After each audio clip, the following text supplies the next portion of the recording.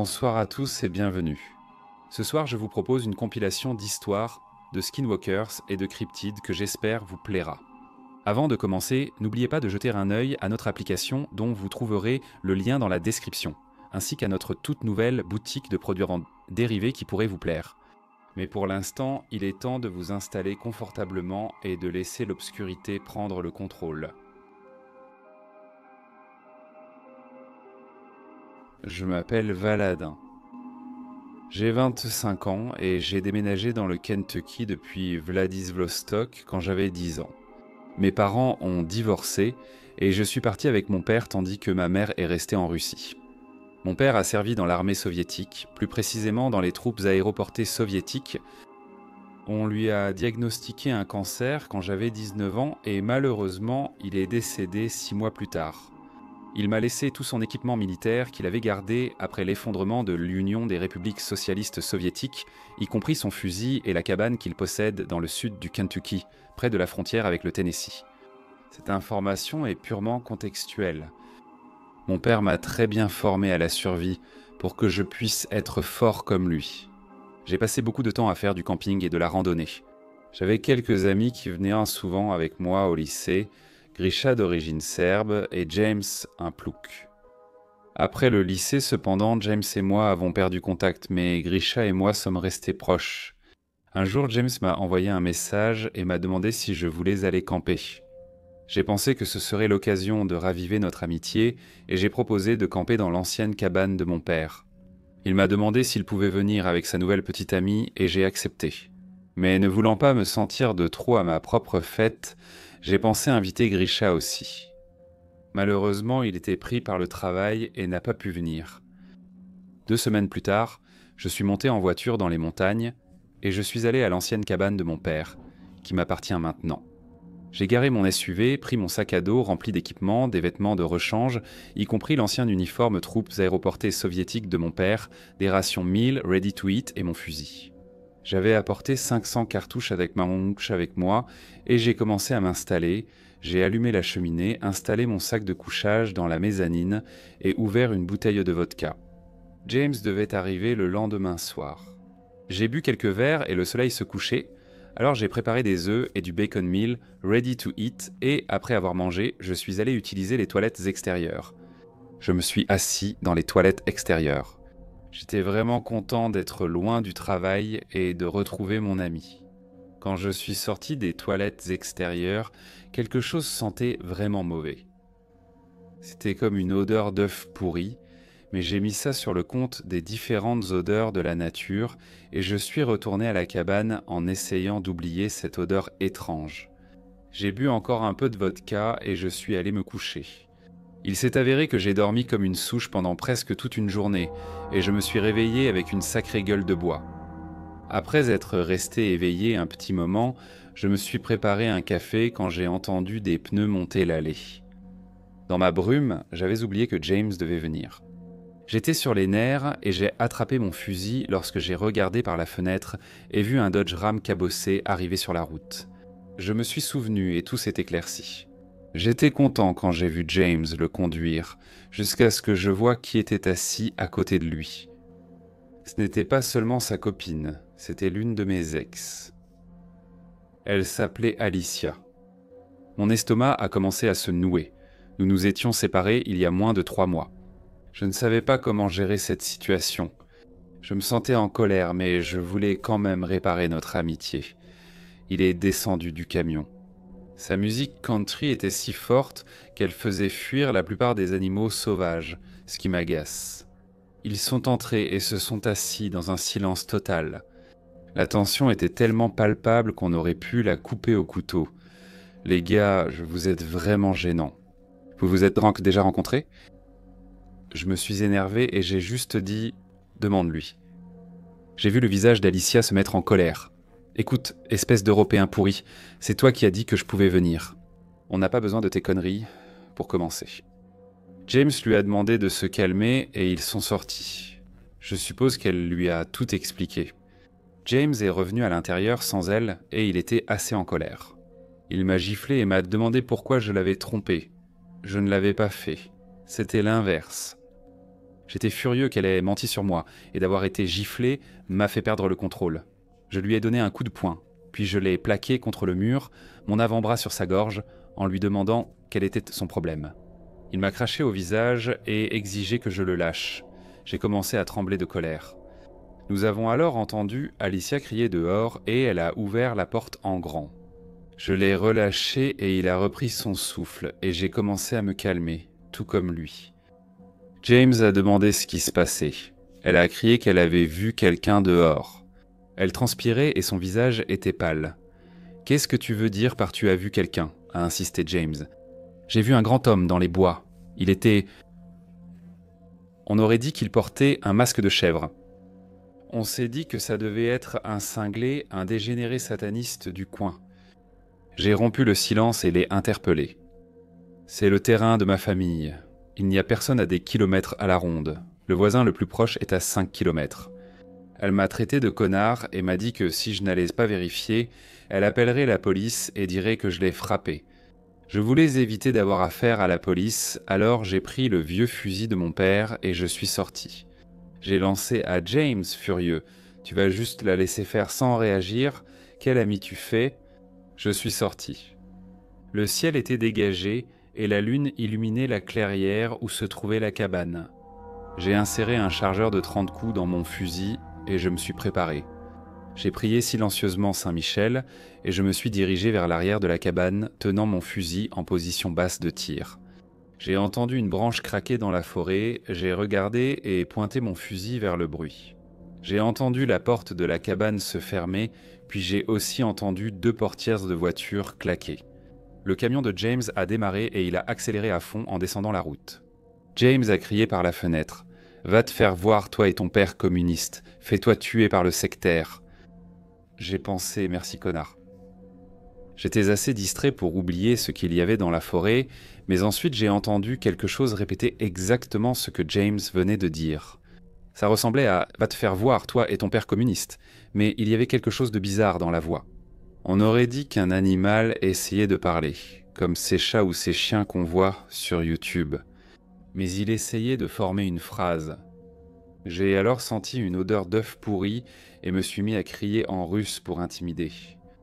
C'est alors que j'ai vu une paire d'yeux jaunes se lever. Il devait être à 2,50 m du sol et je savais que ce n'était pas normal. J'ai entendu la voix de mon père dans ma tête. C'est lui qui m'a dit de ne jamais avoir peur de me défendre. J'étais en colère que cette personne se moque de ma situation douloureuse et qu'elle soit en train de s'introduire chez nous. J'ai vidé le chargeur de 30 balles, puis saisi celui de rechange dans ma poche arrière en reculant vers la cabane. J'ai réussi à rentrer à l'intérieur. J'ai mis la barre sur la porte et je me suis assis sans dormir. Et je l'entendais encore dehors, imitant ma voix, celle de James et celle d'Alicia, répétant ce que nous avions dit. J'ai fini par m'évanouir à force de manquer d'adrénaline. Je me suis réveillé, j'ai pris mes affaires et je suis parti. Je n'ai plus jamais eu de nouvelles de James ou de la diablesse, et je suis souvent retourné à la cabane, mais je n'ai plus jamais rien vu depuis.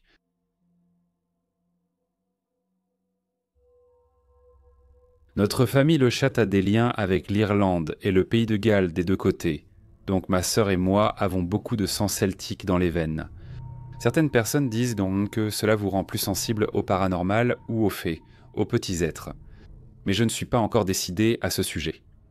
Mon père travaillait comme médium professionnel et lecteur de tarot, mais il essayait de nous tenir à l'écart de tout ça quand nous étions enfants. Cependant, il est difficile de tout cacher à un petit enfant curieux. J'ai grandi passionné par les fantômes, ghouls et monstres, lisant des histoires de hantises et cherchant témoignages et photos sur Internet. Ma sœur, en comparaison, détestait tout ce qui était paranormal et effrayant, et elle était terrifiée par l'obscurité et les histoires qui faisaient en peur. À l'époque, nous vivions dans une petite maison habitation à loyer modéré à la périphérie d'une ville du sud-ouest de l'Angleterre. La maison se trouvait au bout d'une route et derrière notre grand jardin envahi par la végétation, il y avait un chemin qui menait directement à la campagne. Ma sœur et moi partagions une chambre à l'arrière de la maison, près d'une petite salle de bain avec une trappe vers un grand grenier. Notre maison n'était pas vraiment si sinistre que ça. Elle avait probablement environ 70 ans, et la seule activité que nous avions vraiment eue était le fantôme d'un labrador noir. Le numéro de porte de notre maison avait un labrador noir dessus, et un jour ma mère avait vu un grand labrador noir apparaître soudainement dans l'escalier, pour ensuite disparaître lentement. Nos voisins ont confirmé qu'une vieille dame et son chien avaient un vécu ici avant nous. Le chien était effectivement un labrador, mais je m'égare. Mais en général, il y avait une ambiance joyeuse là-bas, malgré le stress que mes parents subissaient à cause de l'argent et des soucis familiaux. Papa restait à la maison pour s'occuper de nous pendant que maman travaillait de longues heures comme aide-soignante. Papa était drôle et nous divertissait en prenant des voix ridicules pour nos nombreuses peluches. Il souffrait aussi de dépression et son humeur pouvait être variable. Nous étions méfiants à ce sujet. Nous jouions souvent dans notre chambre pour leur laisser de l'espace. Notre chambre avait un lit superposé avec le lit du haut près du plafond et nous échangions périodiquement entre le haut et le bas. Et je me souviens que lorsque je dormais en haut, j'entendais parfois des pas très bruyants traverser le grenier. Curieusement, cela ne m'a jamais dérangé ni paru étrange. C'était tellement fort et lourd que lorsque j'étendais la main pour toucher le plafond, je pouvais sentir la vibration des pas au bout de mes doigts. Pourquoi je n'en ai jamais parlé à mes parents, je ne sais pas. En y repensant maintenant, ça me paraît vraiment étrange et troublant. Notre grenier n'était pas relié à celui d'à côté, et mes parents n'auraient eu aucune raison d'y monter. Papa avait peur des araignées, dont il y en aurait eu beaucoup. Ensuite, maman n'aurait pas physiquement pu monter là-haut. De toute façon, un après-midi, ma sœur et moi jouions dans notre chambre. Ce jour-là, maman travaillait un long quart de travail, et papa s'était couché dans l'autre chambre à côté de la nôtre parce qu'il ne se sentait pas bien. Nous pouvions l'entendre ronfler, et nous essayions de parler doucement. Il est important de noter que depuis l'endroit où nous étions assis dans notre chambre, nous pouvions voir le petit palier car nous n'avions pas de porte de chambre à ce moment-là. Il y avait quelques petits bruits de cliquetis ou de tapotements venant de la salle de bain à côté de nous. Nous nous sommes tous les deux instantanément tus car nous ne voulions pas réveiller notre père et nous n'étions pas sûrs que ce soit lui qui faisait ces bruits. Après le cliquetis, il y a eu un bruit, ou plutôt une voix. Je n'arrive pas à la décrire. Ça ressemblait presque à la voix de notre père quand il prenait une voix drôle. Mais s'il avait aussi été ivre tout en se gargarisant avec de l'eau. Ma mémoire est floue, mais je crois, et ma sœur est d'accord, que ça a commencé par dire bonjour les enfants, même si c'était très difficile à comprendre à cause du marmonnement presque sous-marin de la voix. C'est à ce moment-là que nous avons réalisé que la voix venait de la salle de bain. N'étant pas sûrs et pensant que c'était peut-être notre père d'une manière ou d'une autre, nous avons ri et répondu bonjour. La voix a roucoulé et dit d'autres choses dont je me souviens mal. Je crois que l'idée générale était qu'elle voulait que nous allions dans la salle de bain. Nous n'étions pas sûrs. Je pense que nos voix sont peut-être devenues plus fortes alors que nous rions de la voix ridicule de papa, quand tout à coup, la porte de la chambre de maman et papa s'est ouverte brusquement et notre père très en colère est apparu, très mécontent que nous l'ayons réveillé. Je me rappelle avoir été très confus. N'était-il pas juste dans la salle de bain ? Nous l'avons dit, mais en colère et à moitié endormi, il a écarté l'idée après avoir vérifié la salle de bain sans rien trouver. Il est retourné dans sa chambre, nous menaçant gravement si nous osions le réveiller encore. Il y eut un moment de silence et la réalité s'est imposée à nous. Cette voix n'était pas celle de notre père. Nous ne l'avions ni vu ni entendu sortir de la chambre pour aller à la salle de bain, d'autant qu'il n'y avait pas de porte à la chambre. Je me souviens avoir eu très peur et avoir recouvert ma sœur et moi avec la couverture en mettant nos têtes en dessous. Nous avons attendu en silence quelques minutes et je lui faisais signe de se taire alors qu'elle pleurait. Puis les cliquetis sont revenus. Est-ce que la trappe s'ouvrait ? Et la voix horrible s'est remise à glousser et à bafouiller dans la salle de bain, cette fois plus fort et presque plus en colère. C'en était trop. Nous avons crié pour appeler papa, qui est sorti en courant de la chambre. Voyant notre peur, il a finalement compris que nous ne plaisantions pas. Il a vérifié la salle de bain et a même passé la tête dans le grenier avec la lampe torche pour regarder, mais il n'y avait rien. Nous sommes tous descendus, un peu secoués. Mais comme nous étions des enfants, nous nous sommes vite distraits avec des jeux vidéo et d'autres choses. Maman est rentrée à la maison et nous a rassurés en disant que c'était peut-être juste notre imagination ou des gens dans la rue qui faisaient du bruit. Nous avons accepté, mais je me souviens avoir été un peu mal à l'aise d'utiliser la salle de bain la nuit. Nous avons déménagé peu de temps après dans une maison qui avait clairement une certaine activité surnaturelle. Mais ça, c'est une histoire pour un autre jour. Ma sœur a nié cet incident pendant des années jusqu'à ce que nous aidions nos parents à vider de vieux cartons du garage.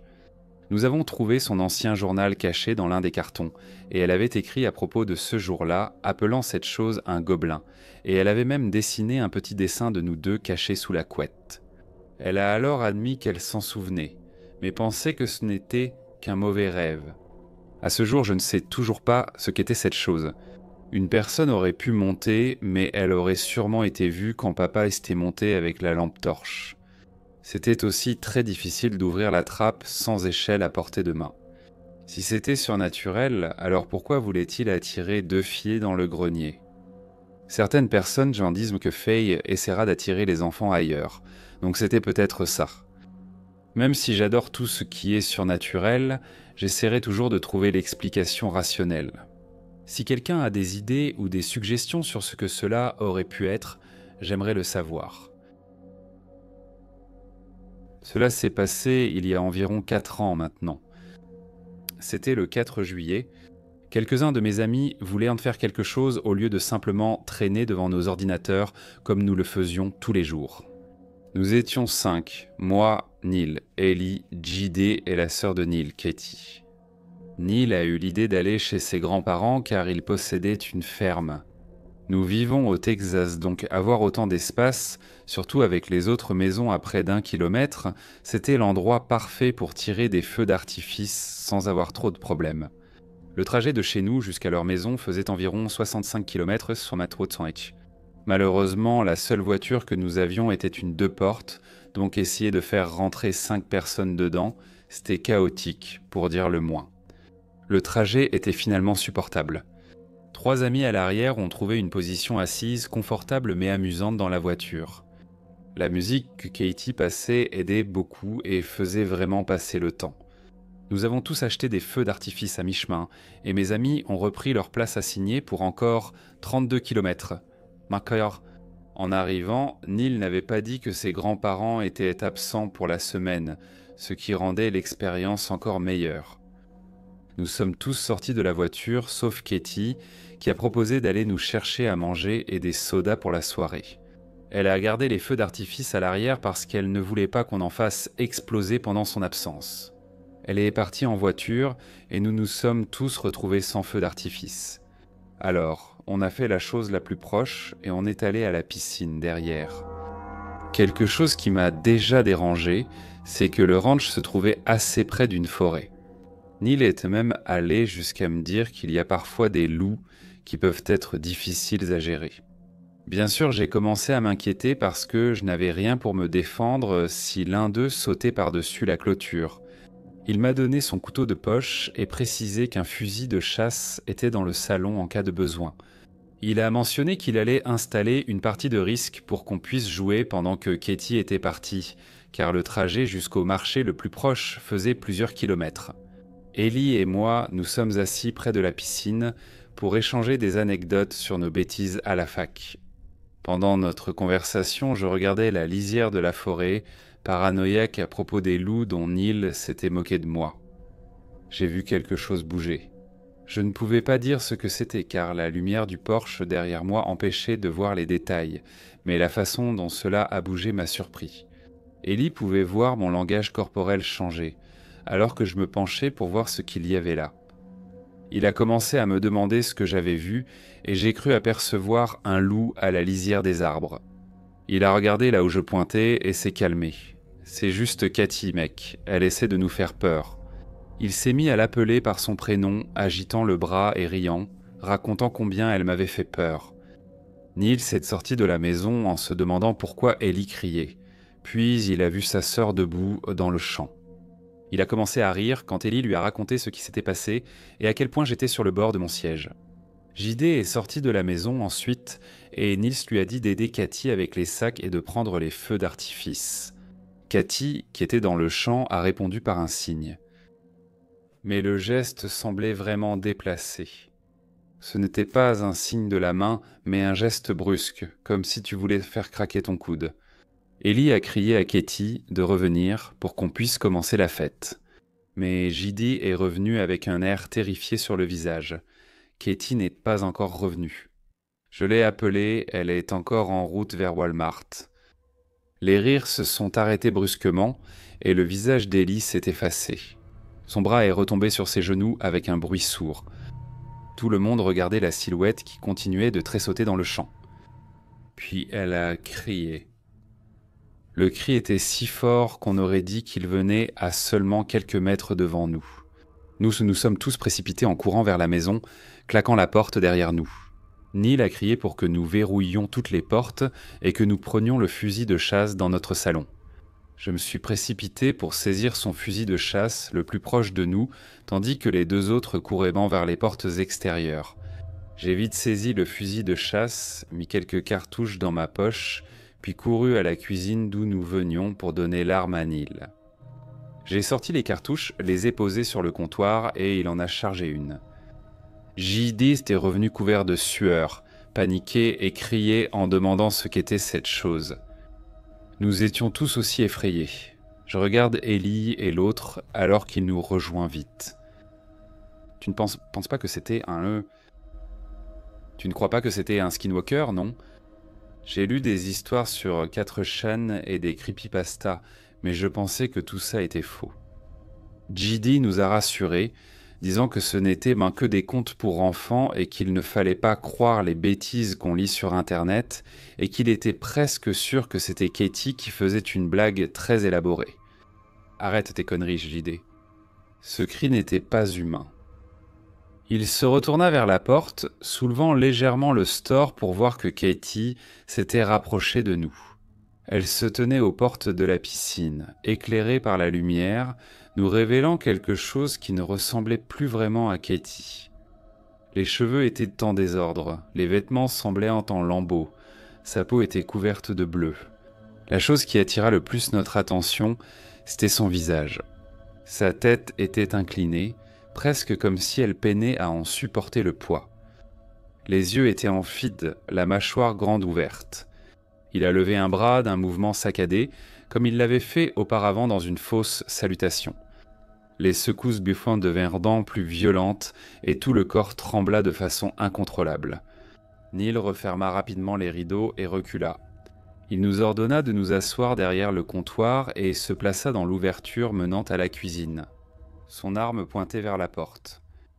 Le silence a semblé durer 1 heure. Nous étions 3 à fixer Neil, absorbés par la porte. Une odeur massive et grotesque nous a envahi les narines, et nous avons tous réagi en conséquence.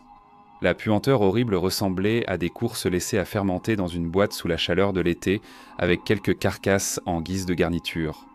Il était difficile de respirer. On sentait le goût de l'odeur au fond de la gorge, même en se pinçant le nez. C'était si insupportable que JD a vomi. Puis, sans prévenir, l'odeur a disparu. L'air chaud qui portait l'odeur s'est dissipé et soudain il était plus facile de respirer. J'avais peur de lâcher mon nez, mais j'ai été récompensé par une bouffée d'air frais. Tout le monde a pris quelques inspirations pour débarrasser leurs poumons de l'odeur âcre qui persistait auparavant. Neil nous a demandé si nous allions bien et nous avons tous répondu. JD fait exception car il a vomi. Nous avons entendu un gémissement. Ça ressemblait à un mélange entre un chien et un enfant sur le point de pleurer. Ça ne venait pas de la porte du Porsche, mais de l'avant, là où nous étions arrivés devant la voiture. Nous nous sommes tous levés, Neil avançant pendant que nous restions en arrière. Nous nous sommes agenouillés près des escaliers, entendant toujours les gémissements. Je ne l'ai réalisé qu'une fois que nous nous sommes positionnés, mais on aurait dit que quelque chose essayait de parler pour la première fois. D'une voix rauque et aiguë, je pouvais distinguer de petits fragments de sons. Ça répétait sans cesse les sons jusqu'à ce que ça commence à paraître plus articulé. Ça ressemblait à JD, même accent, même façon de parler, presque la même voix. JD s'est mis à trembler et à crier d'une voix effrayée de partir et de sortir tout de suite. Mais la chose l'a imité. Les derniers mots qu'on a entendus étaient dans le même cri que nous avions entendu lorsque nous l'avions vu au début. Il a commencé à frapper à la porte, pas comme s'il essayait de forcer l'entrée, mais comme un coup frappé avec impatience. Il a commencé à hurler sur la même tonalité que celle que nous avions entendue lorsque nous l'avions vu au début. Ça nous a tous terrifiés. Les hurlements inhumains, les coups polis à la porte, j'ai commencé à pleurer. Je pensais que c'était la fin. Neil n'avait pas peur comme nous. Il était furieux. Neil s'est levé, a foncé vers la porte en hurlant. Il a ouvert la porte d'un coup, a pointé son fusil à pompe sur ce qu'il y avait de l'autre côté, a appuyé sur la gâchette, remplissant nos oreilles du bruit de la détonation et du bourdonnement qui a suivi. Neil se tenait à la porte, haletant. Son langage corporel montrait qu'il avait envie de déchirer cette chose en morceaux. Je me suis levé, regardant par-dessus son bras, ne voyant rien d'autre qu'une douille par terre.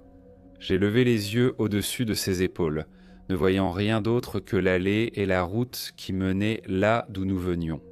Il s'est retourné, l'adrénaline retombant et une voix tremblante sortant de sa bouche. « On part d'ici. JD appelle Katie pour qu'elle revienne. » Le reste du temps, nous étions dans la cuisine. Le fusil de chasse était sur le comptoir avec des cartouches près de la crosse. Aucun de nous ne voulait dire quoi que ce soit. Aucun de nous ne voulait se regarder. Un silence régnait jusqu'à l'appel de Katie. Neil a laissé un mot sur le fusil avant de partir. Nous sommes montés dans la voiture, silencieux. Katie, intriguée, insistait pour savoir ce qui s'était passé. Elle a fait la moue, puis a mis sa musique à la radio pour nous remonter le moral. Mais la seule chose que j'entendais, c'était un cri glaçant, nous ordonnant de partir. Mon ami et moi avions l'habitude de beaucoup camper dans la forêt nationale d'Eldorado. Nous avions un endroit le long de Sapigo Springs où nous campions souvent. Un week-end, nous avons décidé d'y aller pour un camp de cueillette de 3 jours. Nous avons apporté des rations de survie au cas où nous ne trouverions rien, quelques fusils et du matériel pour monter un abri. Mais c'est à peu près tout. La première nuit était tranquille. On a cuisiné plein d'écrevisses, et un écureuil que mon pote avait tiré, on a bu quelques bières qu'on avait achetées et on a bien dormi. Le lendemain, quelque chose semblait étrange. Un de mes amis qui était avec moi, et moi sait-on, on avait déjà eu des expériences vraiment flippantes dans cette partie de la forêt, et là c'était un peu comme si la forêt était complètement silencieuse, et tu sentais qu'il y avait quelque chose qui t'observait. Ayant grandi dans les bois, je reconnaissais les signes de prédateurs, mais là ce n'était ni un ours ni un puma. Quand la nuit est tombée, mes amis sont partis à environ 200 mètres en remontant le ruisseau pour faire des trucs et je me suis retrouvé seul au camp. Ce sentiment est devenu encore plus fort, alors j'ai bien ravivé le feu et j'ai attrapé une arme. J'entendais sans cesse des voix faibles venant des bois, dans la direction opposée à celle où mes amis étaient partis. C'était chiant, des sons bas et indistincts, mais ils me mettaient vraiment mal à l'aise, et mes potes avaient pris les 2 seules lampes de poche, ce qui était une mauvaise idée avec le recul, alors que je regardais dans l'obscurité. Quand j'ai aperçu quelque chose bouger à une 50aine de mètres hors des arbres, j'ai aussitôt levé le fusil à l'épaule et braqué la lunette dessus. Il faisait assez sombre et la seule lumière venait du feu, mais je pouvais distinguer la silhouette de ce que je visais. Ça avait l'air humain, mais c'était à 4 pattes, et ses bras semblaient hors tête beaucoup plus longs qu'ils n'auraient dû l'être. Ça se tenait un peu comme un singe, mais très près du sol. Je ne l'ai vu qu'une seconde avant qu'il ne disparaisse plus profondément dans la forêt. Après l'avoir perdu de vue, j'ai entendu de légers bruissements dans différentes directions, autour du camp, des feuilleux qui bougeaient, quelques brindilles qui craquaient et tout cela loin de l'endroit où mes amis étaient répartis. Je suis à 180-300% à l'opposé du camp par rapport à l'endroit où ils sont partis, et j'ai eu le sentiment que c'était ça qui me traquait. J'ai gardé le feu vif et je suis resté vigilant en scrutant la forêt, mais je ne l'ai plus revu. Mes potes sont revenus 10 minutes plus tard et m'ont trouvé parano, scrutant la lisière des arbres avec une lunette. Je leur ai raconté ce qui s'était passé et ils sont devenus silencieux, puis ils m'ont dit que la raison pour laquelle ils étaient revenus à ce moment-là, c'est qu'ils avaient donc commencé à entendre la même chose que moi, là où ils étaient, et ça les avait sacrément effrayés. La deuxième nuit du voyage, nous avons veillé autour d'un grand feu avec 3 guetteurs, sans dormir. Le matin, nous avons démonté le camp aussi vite que possible et nous avons filé d'ici sans jamais retourner camper à cet endroit. Je travaillais à la préservation historique du comté dans le sud des Appalaches, m'occupant des bâtiments et des propriétés appartenant au comté. L'un des avantages de mon travail était de pouvoir vivre sur place dans l'une des propriétés historiques. La maison historique était un imposant manoir en briques construit dans les années 1810 et je vivais dans une petite maison de gardien à environ 6 mètres de là. C'était en pleine forêt. Alors pour dissuader les intrus et le vandalisme, le comté avait construit une clôture de 2,5 mètres de haut autour de tout le terrain de 2 hectares et avait ajouté du fil barbelé au sommet de la clôture. Je mentionne tout cela simplement pour montrer qu'il était pratiquement impossible pour qui que ce soit ou quoi que ce soit de sauter ou d'escalader la clôture pour entrer sur la propriété. Un soir, après avoir travaillé tard sur une autre propriété, je suis rentré et verrouillé le portail, puis parcouru les 100 mètres du chemin de gravier jusqu'à ma maison. La propriété était non éclairée, je ne voyais qu'avec les phares de ma voiture. En tournant ma voiture au coin de l'une des dépendances et en me garant, mes phares ont éclairé une chose que j'ai encore du mal à décrire précisément.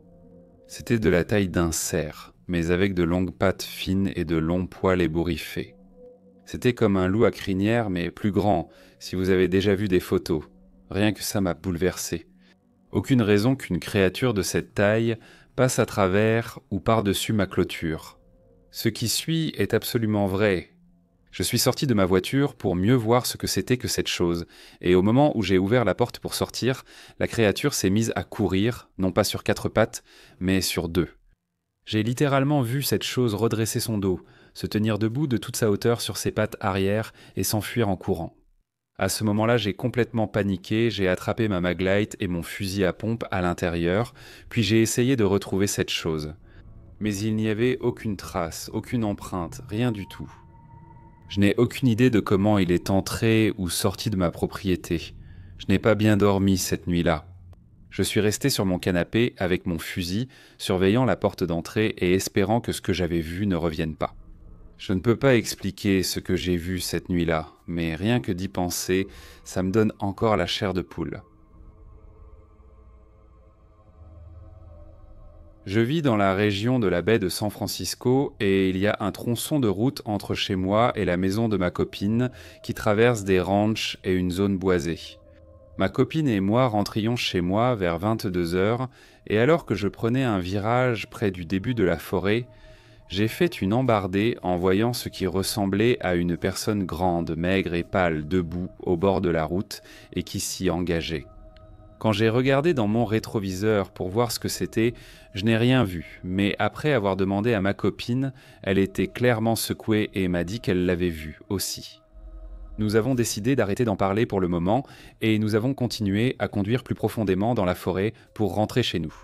Environ 15 minutes plus loin sur la route, nous sommes tombés sur une carcasse de cerf fraîche sur le bord de la route, et alors que je n'ai remarqué que la carcasse du cerf, en me concentrant sur la route étroite, ma copine jure avoir vu la même silhouette penchée sur la carcasse. Pendant des semaines, je suis passé devant cette carcasse en rentrant chez elle. Nous avons vu beaucoup de choses étranges sur ce petit tronçon de route, y compris lors de ce trajet, mais maintenant je sais qu'il faut être plus prudent quand je voyage tard le soir. Je suis une fille de 17 ans qui a seulement découvert ces communautés récemment. J'ai grandi en regardant Ghost Adventures et Fact or Fiction, Paranormal Files, tout ça c'est du grand n'importe quoi. Mais ça montre bien que j'ai toujours été conscient et intéressé par ce genre de choses. Mais après avoir entendu les expériences des autres, je me suis dit que je devrais partager certaines des miennes, dans l'espoir d'obtenir des conseils ou des réponses sur ce qui pourrait me perturber. Je vis en Floride et j'ai toujours été conscient de nombreuses cultures amérindiennes, même si je n'ai pas moi-même cet héritage. Je ne sais pas si c'est pertinent, mais j'ai fait une chronologie et j'ai essayé d'écrire tout ce dont je me souvenais à propos de ces expériences.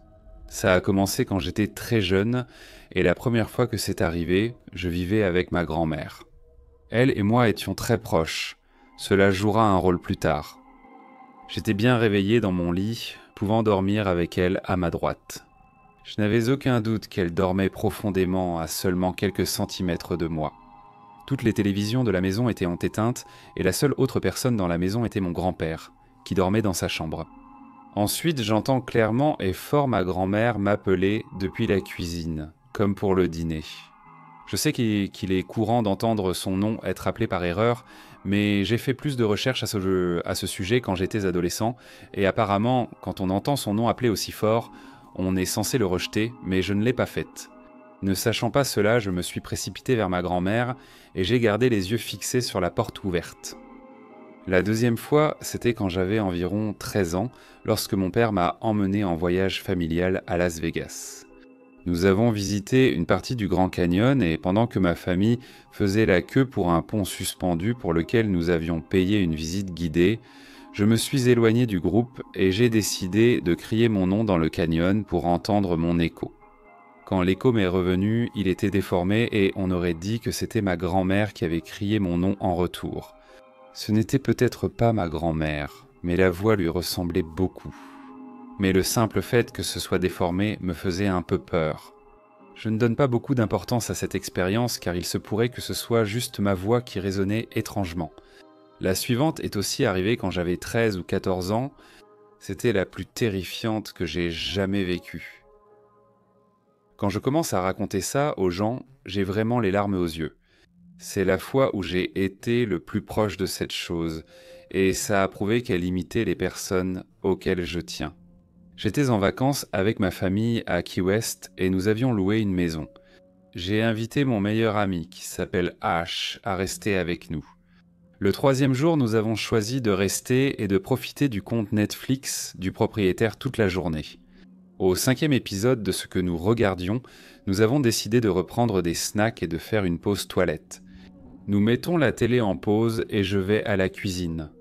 Je pense que Ash m'avait suivi dans la cuisine et, alors que je m'appuyais sur l'îlot en préparant des chips, le dos tourné vers elle, j'ai pu une conversation complète avec cette chose et je me suis même retourné pour la regarder sur son téléphone. Je n'avais absolument aucun doute dans mon esprit que je parlais et regardais Ash sur son téléphone. Je me suis retourné une fraction de seconde pour prendre les bols et suggérer qu'on retourne sur le canapé quand j'ai vu Ash, ou devrais-je dire la vraie Ash, sortir de la salle de bain qui était à environ 10 mètres de là. Mon corps s'est immédiatement glacé et la première chose que je lui ai demandé, c'est comment elle était entrée dans la salle de bain sans que je l'entende. Elle m'a lancé un regard étrange et a dit qu'elle était là-dedans depuis le début, depuis notre réveil.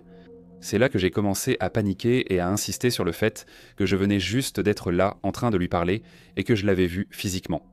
Elle a plaisanté sur les sosies, disant qu'elle allait peut-être mourir.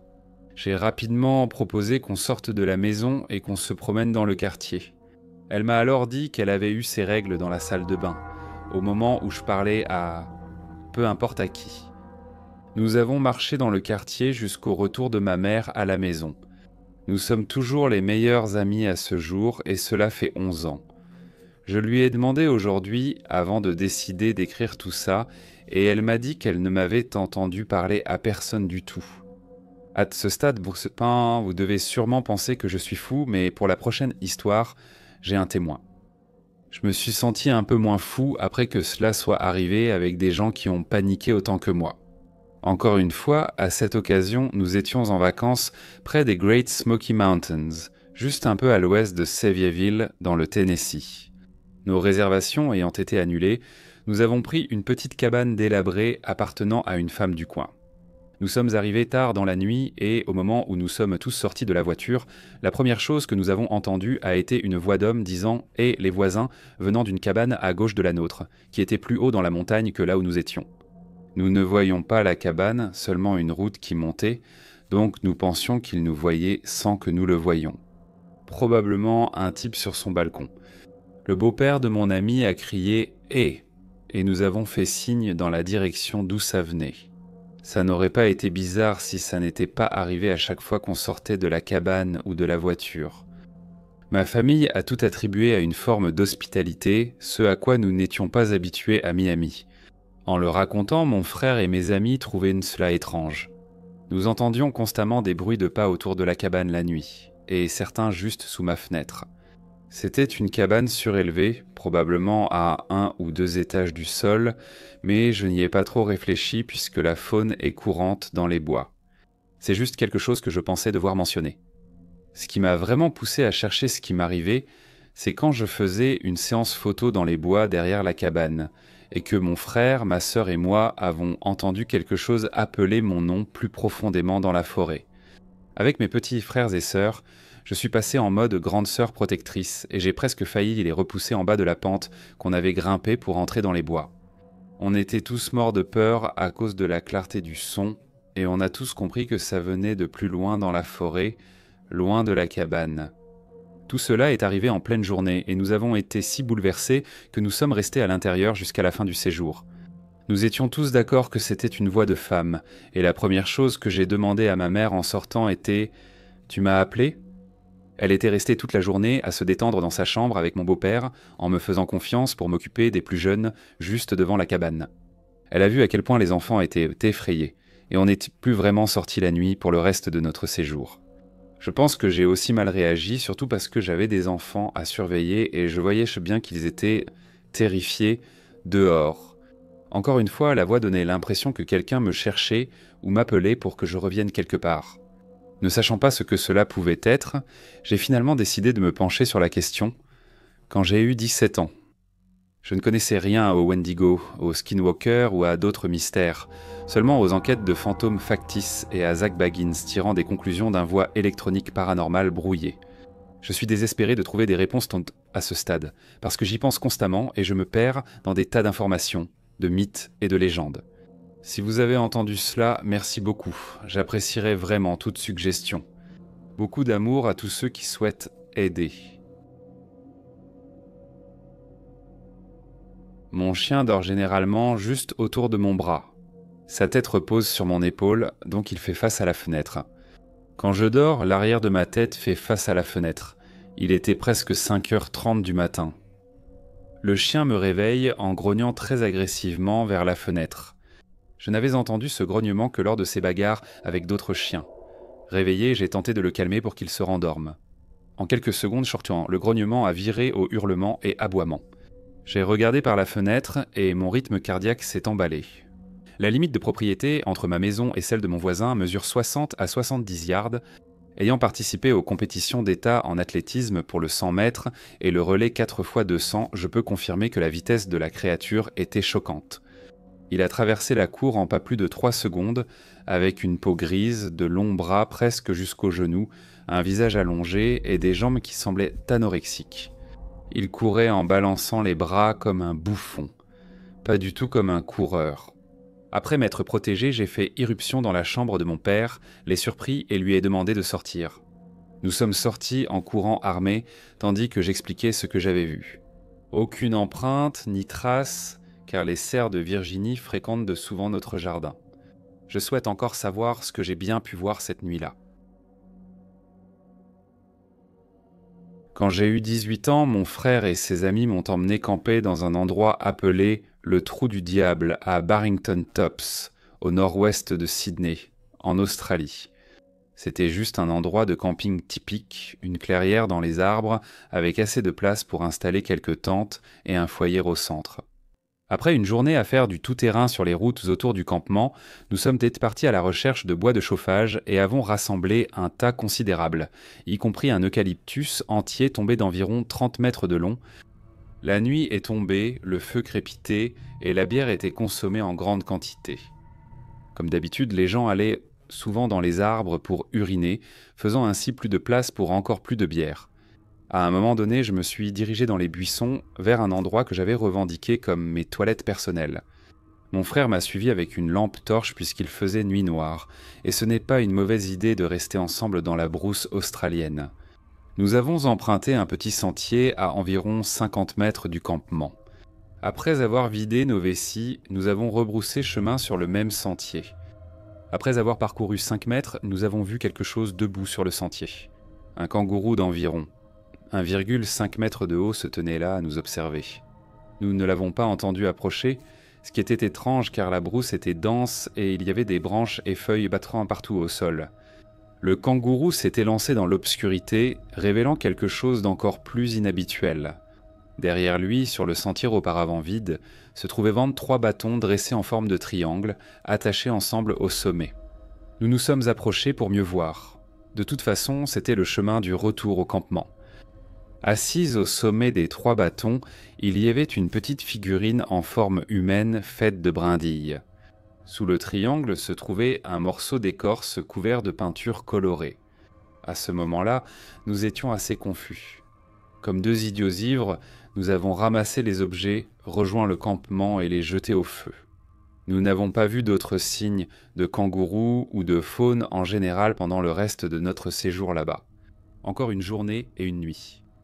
Juste ce seul kangourou solitaire qui est apparu de nulle part. Après quelques années, j'ai fait des recherches et il est possible que nous ayons rencontré un corps des chats, un exécuteur rituel aborigène, parfois comparé à un skinwalker. L'année était 1995. Je venais d'obtenir mon diplôme du secondaire et je passais du temps avec un vieil ami perdu de vue depuis 7 ans.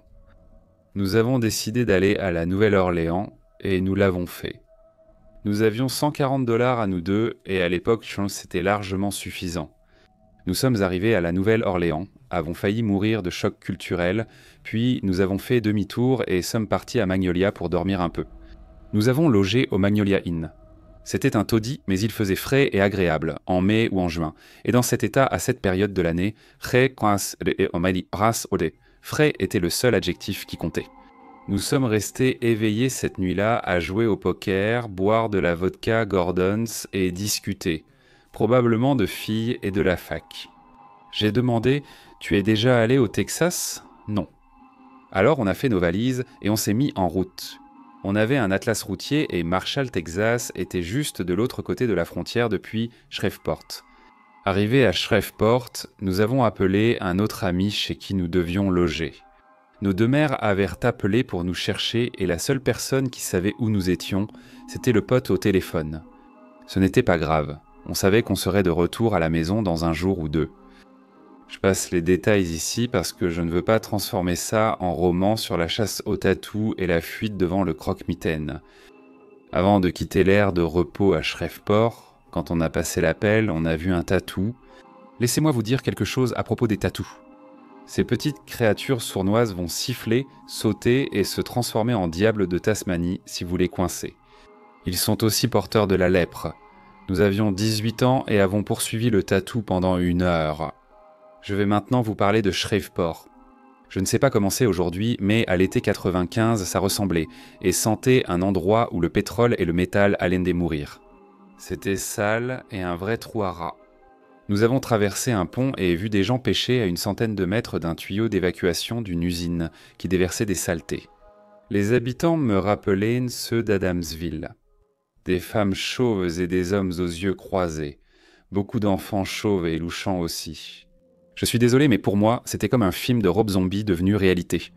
J'avais l'impression que ma vie allait se terminer parce que j'avais une chevelure pleine et que je voyais droit.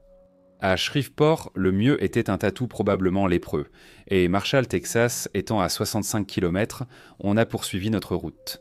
Marshall était une petite ville sympa, connue pour son festival de la fourmi de feu.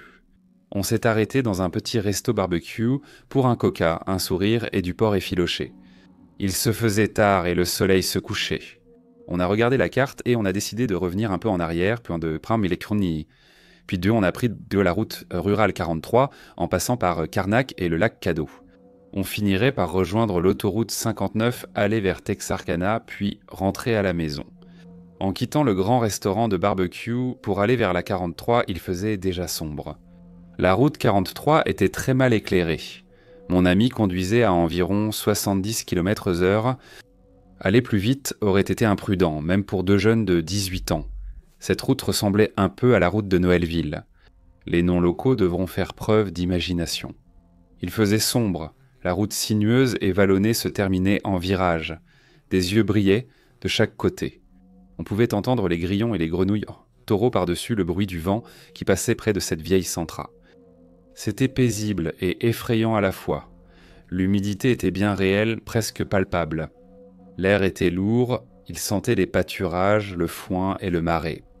Nous avons roulé pendant ce qui m'a semblé des heures, et c'est après minuit que j'ai vu un panneau m'informant que Bivins était la prochaine ville d'une certaine taille.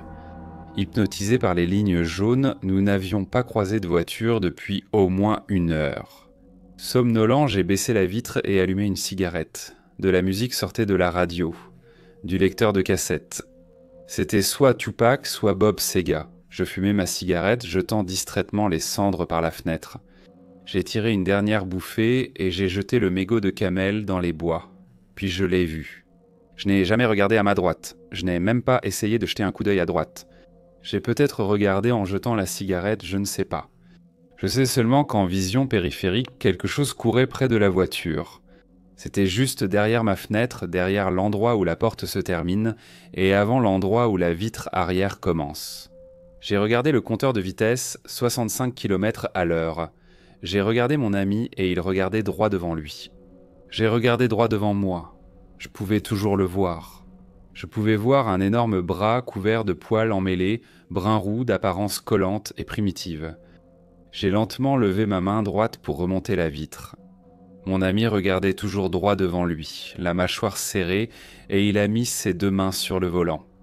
Il a accéléré, aucun mot n'a été prononcé.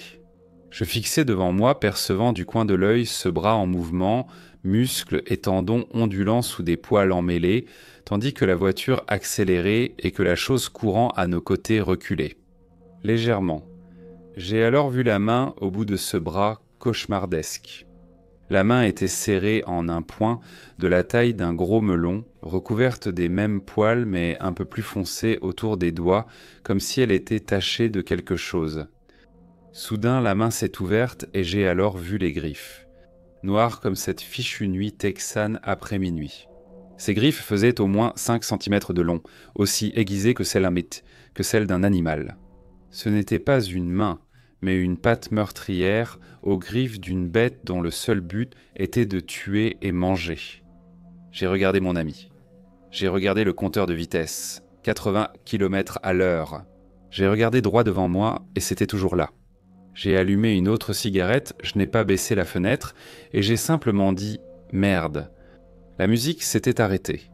J'ai enfin rompu le silence et dit « Hé, est-ce que tu… » Mais avant que je termine, mon pote a répondu « Je le vois.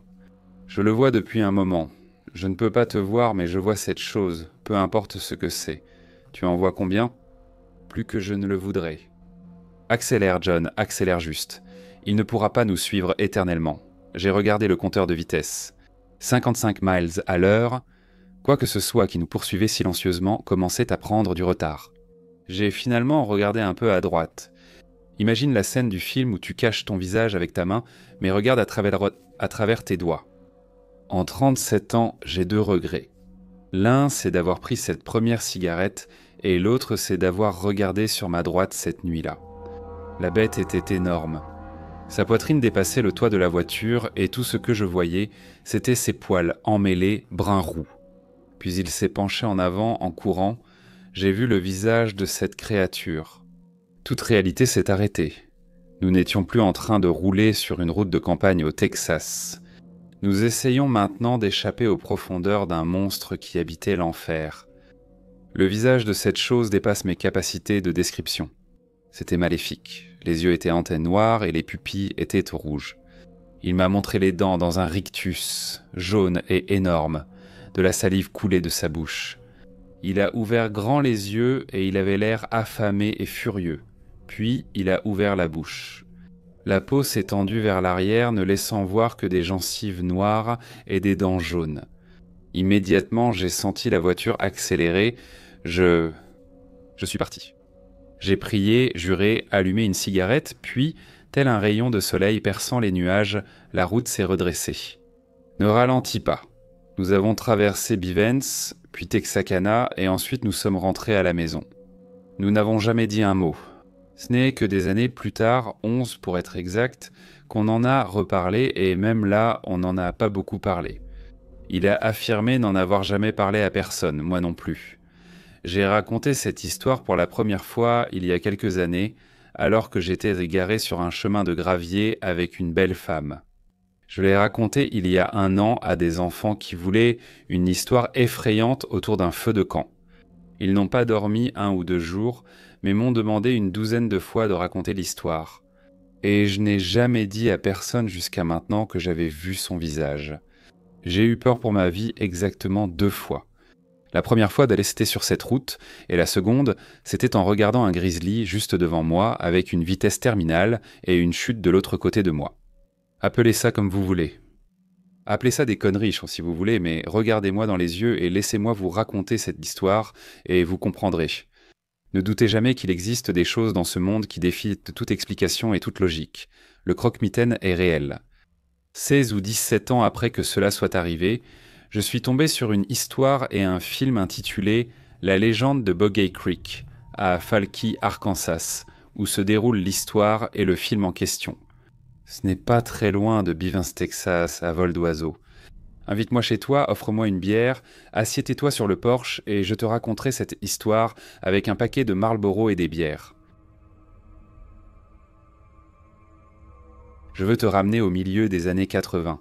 La mère de ma mère avait une Thunderbird de 1979. Elle avait un toit en vinyle blanc. La carrosserie était d'un rouge métallique clair et il y avait du chrome tout autour. Un après-midi, vers le crépuscule, elle doit aller chez quelqu'un, alors elle démarre sa voiture et elle y va. Nous vivons dans une région rurale. Les voisins sont éloignés les uns des autres et, à l'époque, les lignes électriques boétaient aussi espacées, donc il fait assez vite sombre et quand il fait nuit, il fait vraiment très sombre. Elle arrive sur une colline appelée Roche-Colline. Elle est inclinée à environ 80%, donc tous ceux qui, à l'époque, jouaient au football ou voulaient un tas se mettre en forme faisaient simplement du vélo ou couraient tout autour de cette colline, et cela les entraînait vraiment bien. Elle arrive en haut de notre colline, là où c'est plat, et tout à coup sa batterie tombe en panne, ou peut-être que c'est le démarreur. Elle sort, vérifie après avoir essayé de la démarrer, et les câbles de la batterie sont en bon état. Rien de vraiment inhabituel, mais elle remarque qu'il fait très calme, trop calme même. Alors elle retourne dans sa voiture, verrouille les portes et attend que quelqu'un passe pour l'aider. Elle est assise là à attendre quand elle remarque cette ombre. Au début, elle essaie de ne pas y prêter attention et se dit que c'est son imagination, mais l'ombre s'approche d'elle, puis se penche et regarde par la porte côté conducteur. Elle prend une lampe de poche et l'éclaire, et bien sûr c'est exactement ce à quoi on s'attend. Sauf qu'elle a une fourrure brun chameau autour des yeux.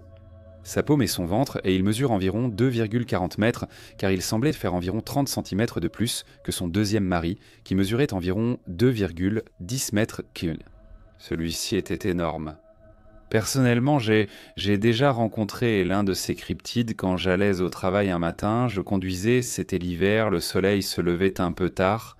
J'avais mes phares allumés et je suis arrivé à un endroit de la route avec un grand virage et je l'ai juste vu debout sur la route.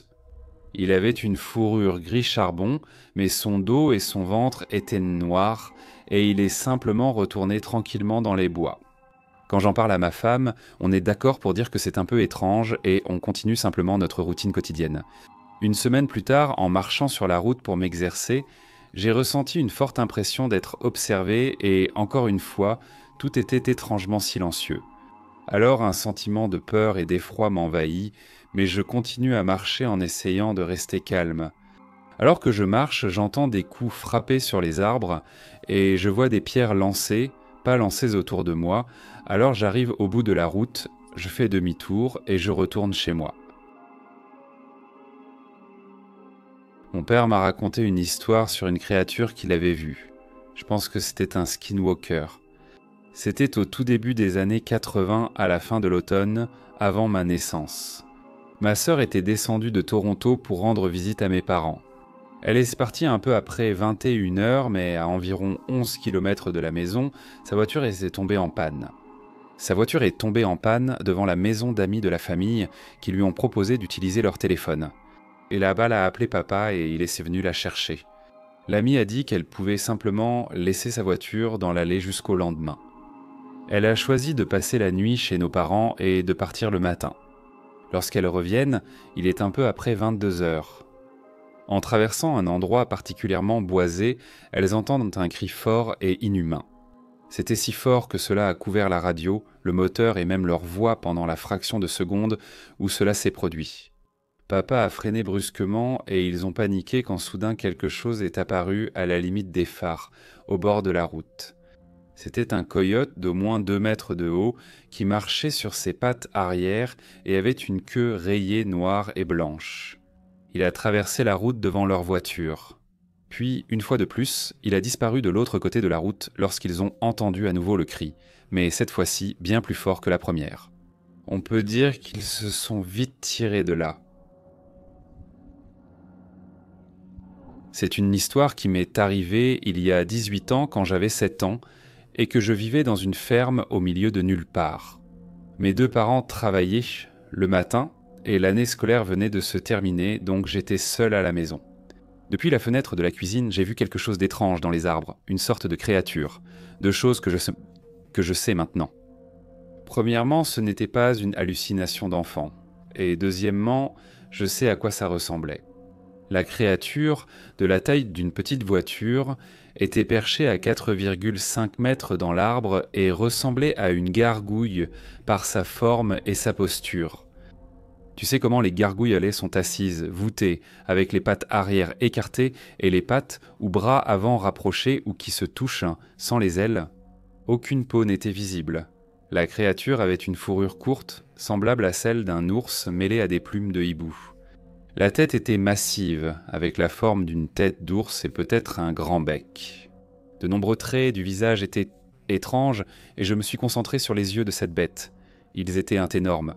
Ce qui était étrange à leur sujet, c'est qu'ils semblaient francs et flous, comme une peinture à l'huile dégoulinante. C'était presque un matin d'été, assez tôt pour qu'il fasse encore frais, mais assez tard pour que tout soit déjà bien éclairé. J'ai aperçu la créature par la fenêtre de la cuisine, puis je suis sorti sur le perron pour l'observer. Je n'allais pas m'approcher alors que j'étais à 50 mètres, donc je suis allé chercher les jumelles de mon père. Et quand je suis revenu sur le perron, la créature avait disparu. On ne la voyait nulle part. En tant que garçon courageux de 7 ans, je suis allé inspecter la zone. Je l'avais vue, mais sur place, je n'ai rien trouvé. Aucune branche cassée, aucune trace, rien du tout. La seule chose dont je me souviens à propos de cet endroit, c'est qu'il y régnait un silence de mort. Dans une forêt normale, il y a toujours plein de bruit. Mais là, non. On n'entendait absolument rien.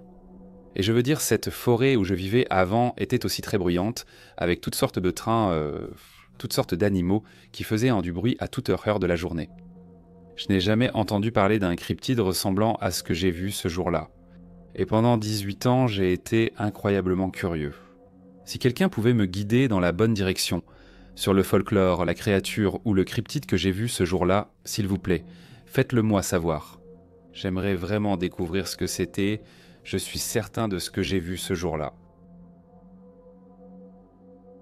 J'ai un cousin dans le Mississippi. Il est infirmier de combat pour la garde nationale du Mississippi. Et il a dit qu'il avait vu quelque chose dans les bois lors d'un exercice d'entraînement. Un genre de mini-jeu de guerre, ce genre de truc. Mais ce qu'il a décrit m'a vraiment marqué. Voyons ce que tu en penses. Chaque équipe comptait 2 compagnies, chacune avec 2 pelotons de guerre. Le camp A, son camp, était au nord-ouest de Yellow Creek, tandis que l'ennemi se trouvait juste au sud d'une ferme près de Waynesboro, Shibuya à l'est de Waller's Ridge Road. Donc l'exercice commence à minuit, et son commandant de peloton décide qu'il pourrait tout aussi bien envoyer un groupe de reconnaissance pour repérer une bonne position d'embuscade, ou au moins découvrir ce que l'ennemi préparait. Donc l'escouade de mon cousin part vers le nord en suivant des sentiers de terre, mais en restant juste sur le côté au cas où il tomberait sur une patrouille ennemie. Donc vers 2h30, ils sont à environ 500 mètres du camp ennemi, en train de se faufiler autour d'un marais, ce qui les met en pleine vue à travers une ligne électrique dégagée dans la forêt. Alors le tireur d'élite sort ses jumelles pour vérifier si la voie est libre, et en jetant un coup d'œil, il devient complètement pâle et se fige. Quelques secondes plus tard, le sergent le ramène en vitesse à la lisière des arbres et lui demande « Mais à quoi tu pensais, bon sang ?» Le tireur d'élite, visiblement paniqué, balbutie quelque chose. « Il y a quelque chose là-bas, c'est pas humain, c'est pas humain. » Tous sont restés là, choqués, quelques secondes avant que certains n'aillent vérifier eux-mêmes. Ce qu'ils ont vu m'a été décrit comme une chose poilue de 2,10 à 2,40 mètres de haut. On aurait dit un coyote étiré sur un chevalet, avec une fourrure blanche ou grise emmêlée et du sang séché sur la poitrine. Ses pattes arrière étaient complètement déformées, incroyablement longues et fines, avec les genoux à l'envers. La créature était là, à découvert, reniflant comme pour suivre une piste. Alors le sergent signale l'observation au quartier général de la compagnie par radio et revient. « Partez vite, baissez-vous et évitez les routes. Prenez des munitions réelles et des armes. Le jeu est fini. » Alors son escouade fout le camp et le tireur d'élite, qui à ce moment-là a fini sa crise de panique, vérifie à nouveau, cette fois avec sa lunette plutôt qu'avec des jumelles, et l'escouade se dépêche de retourner au quartier général de la compagnie. À leur arrivée, le spectacle est impressionnant. Des véhicules de patrouille montés foncent autour du camp. Des projecteurs scrutent la lisière, les communications s'emballent avec des témoins d'étranges choses dans les bois, et un autre peloton est appelé pour sécuriser la zone.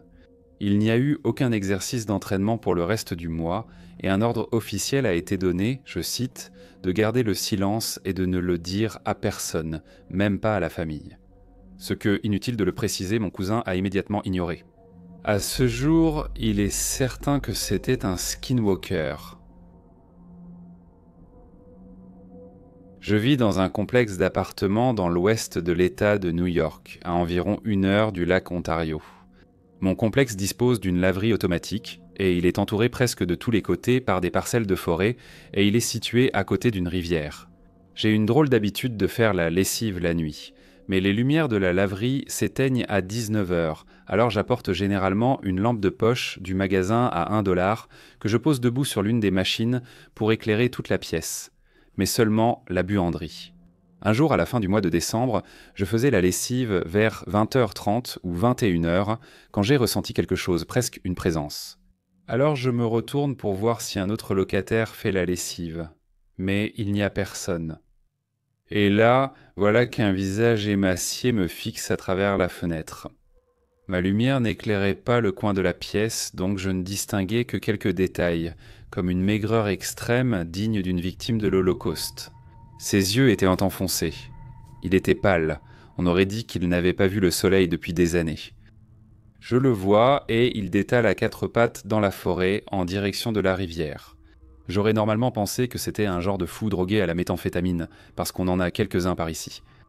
Sauf que ça courait à 4 pattes. Les gens ont toujours l'air bizarre quand ils font ça, même après des années de pratique. Pour cette chose, ça semblait complètement naturel, comme si elle était faite pour courir comme ça. Depuis cette nuit-là à la laverie, chaque fois que je m'approche de ces coins de forêt, j'ai l'impression que quelque chose m'observe. C'est très inconfortable, une sensation de prédation, comme si j'étais traqué. Il n'y avait presque pas de prédateurs dans ma région, aucun pouvant me menacer. Le pire que nous ayons vraiment, ce sont les coyotes, mais ils ont tendance à rester loin de ma région, et il y a quelques semaines, mes lumières ont commencé à agir bizarrement. J'allume les lumières, et puis elles s'éteignent, puis se rallument à nouveau au hasard. Rien d'anormal avec les disjoncteurs ni l'interrupteur.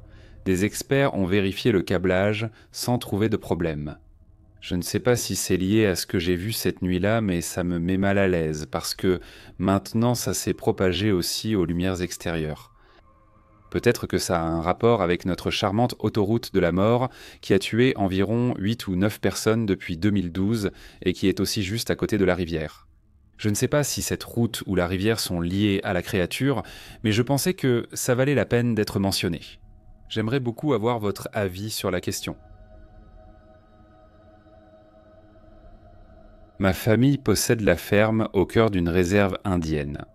Un hiver, j'étais à la maison pour Noël et je m'occupais de la ferme pendant que mes parents faisaient les courses de Noël. Comme j'étais seul à la maison tard dans la nuit et que j'ai entendu toutes nos vaches paniquer, j'ai su que ça devait être des chiens sauvages qui pullulent dans la région, alors j'ai enfilé des bottes, pris un fusil de chasse, l'ai chargé et je suis sorti dans le champ. C'était un scénario parfait pour un film d'horreur. Le ciel était nuageux, mais il y avait une pleine lune qui perçait à travers les nuages, ce qui éclairait parfaitement toute la neige. J'ai couru au milieu du champ, juste à temps pour voir 2 chiens géants. Ils se tenaient banc debout face à face et se battaient. Bon. Je me suis dit, parfait, 2 pour le prix d'un. Alors j'ai chargé une cartouche dans la chambre du MR12, et c'est là que c'est arrivé. Les 2 chiens ont entendu le bruit du chargement. Ils se sont arrêtés, m'ont regardé et se sont enfuis sur leurs pattes arrière. Je me suis aussitôt figé, repensant à toutes les histoires de fantômes et légendes amérindiennes sur les skinwalkers qui ont bercé mon enfance. Gardez à l'esprit que je suis un gaz blanc, et jusqu'à ce moment-là, ce n'étaient que des histoires de croque-mitaines que tous les enfants autochtones aimaient nous raconter pour nous faire peur. Cette nuit-là, elles sont devenues réelles pour moi. Pour commencer, je vis sur la côte Est, au centre de la Virginie, et la propriété sur laquelle je vis comprend 10 acres de champs et de bois. Pour contexte, la propriété fut autrefois un champ de bataille durant la guerre de sécession. La bataille de Matadaquin a eu lieu juste à l'endroit où je vis. Mes amis et moi voyons toujours des fantômes et des phénomènes paranormaux autour de la propriété quand nous y traînons ou campons. Mais ce n'est pas pour ça que je le partage. Je précise que notre campement se compose de toits en bâche et de palettes servant de murs. Je devrais aussi préciser que nous portons toujours des armes à feu avec nous dans les bois, mais j'insiste toujours pour que personne n'ait de balles chambrées dans son arme à moins d'avoir une raison de tirer. Eh bien, un soir de fin avril, 3 amis et moi étions assis autour du feu dans notre campement. Aux alentours de minuit moins le quart, un de mes potes et moi avons descendu le sentier dans l'obscurité, sans aucune lampe de poche. Nous nous sommes arrêtés à une clairière près du champ où nous pouvions voir les étoiles et avons discuté de sujets divers pendant 5 à 10 minutes, jusqu'à ce que nous commencions à entendre des pas et des branches qui craquaient à plusieurs endroits devant nous. Nous sommes sceptiques, mais restons attentifs. Tout à coup, je crie fort, ce qui n'est pas du tout dans mes habitudes, tout en armant une balle dans la chambre de mon fusil aussi vite que possible, et en le pointant vers ce que je vois.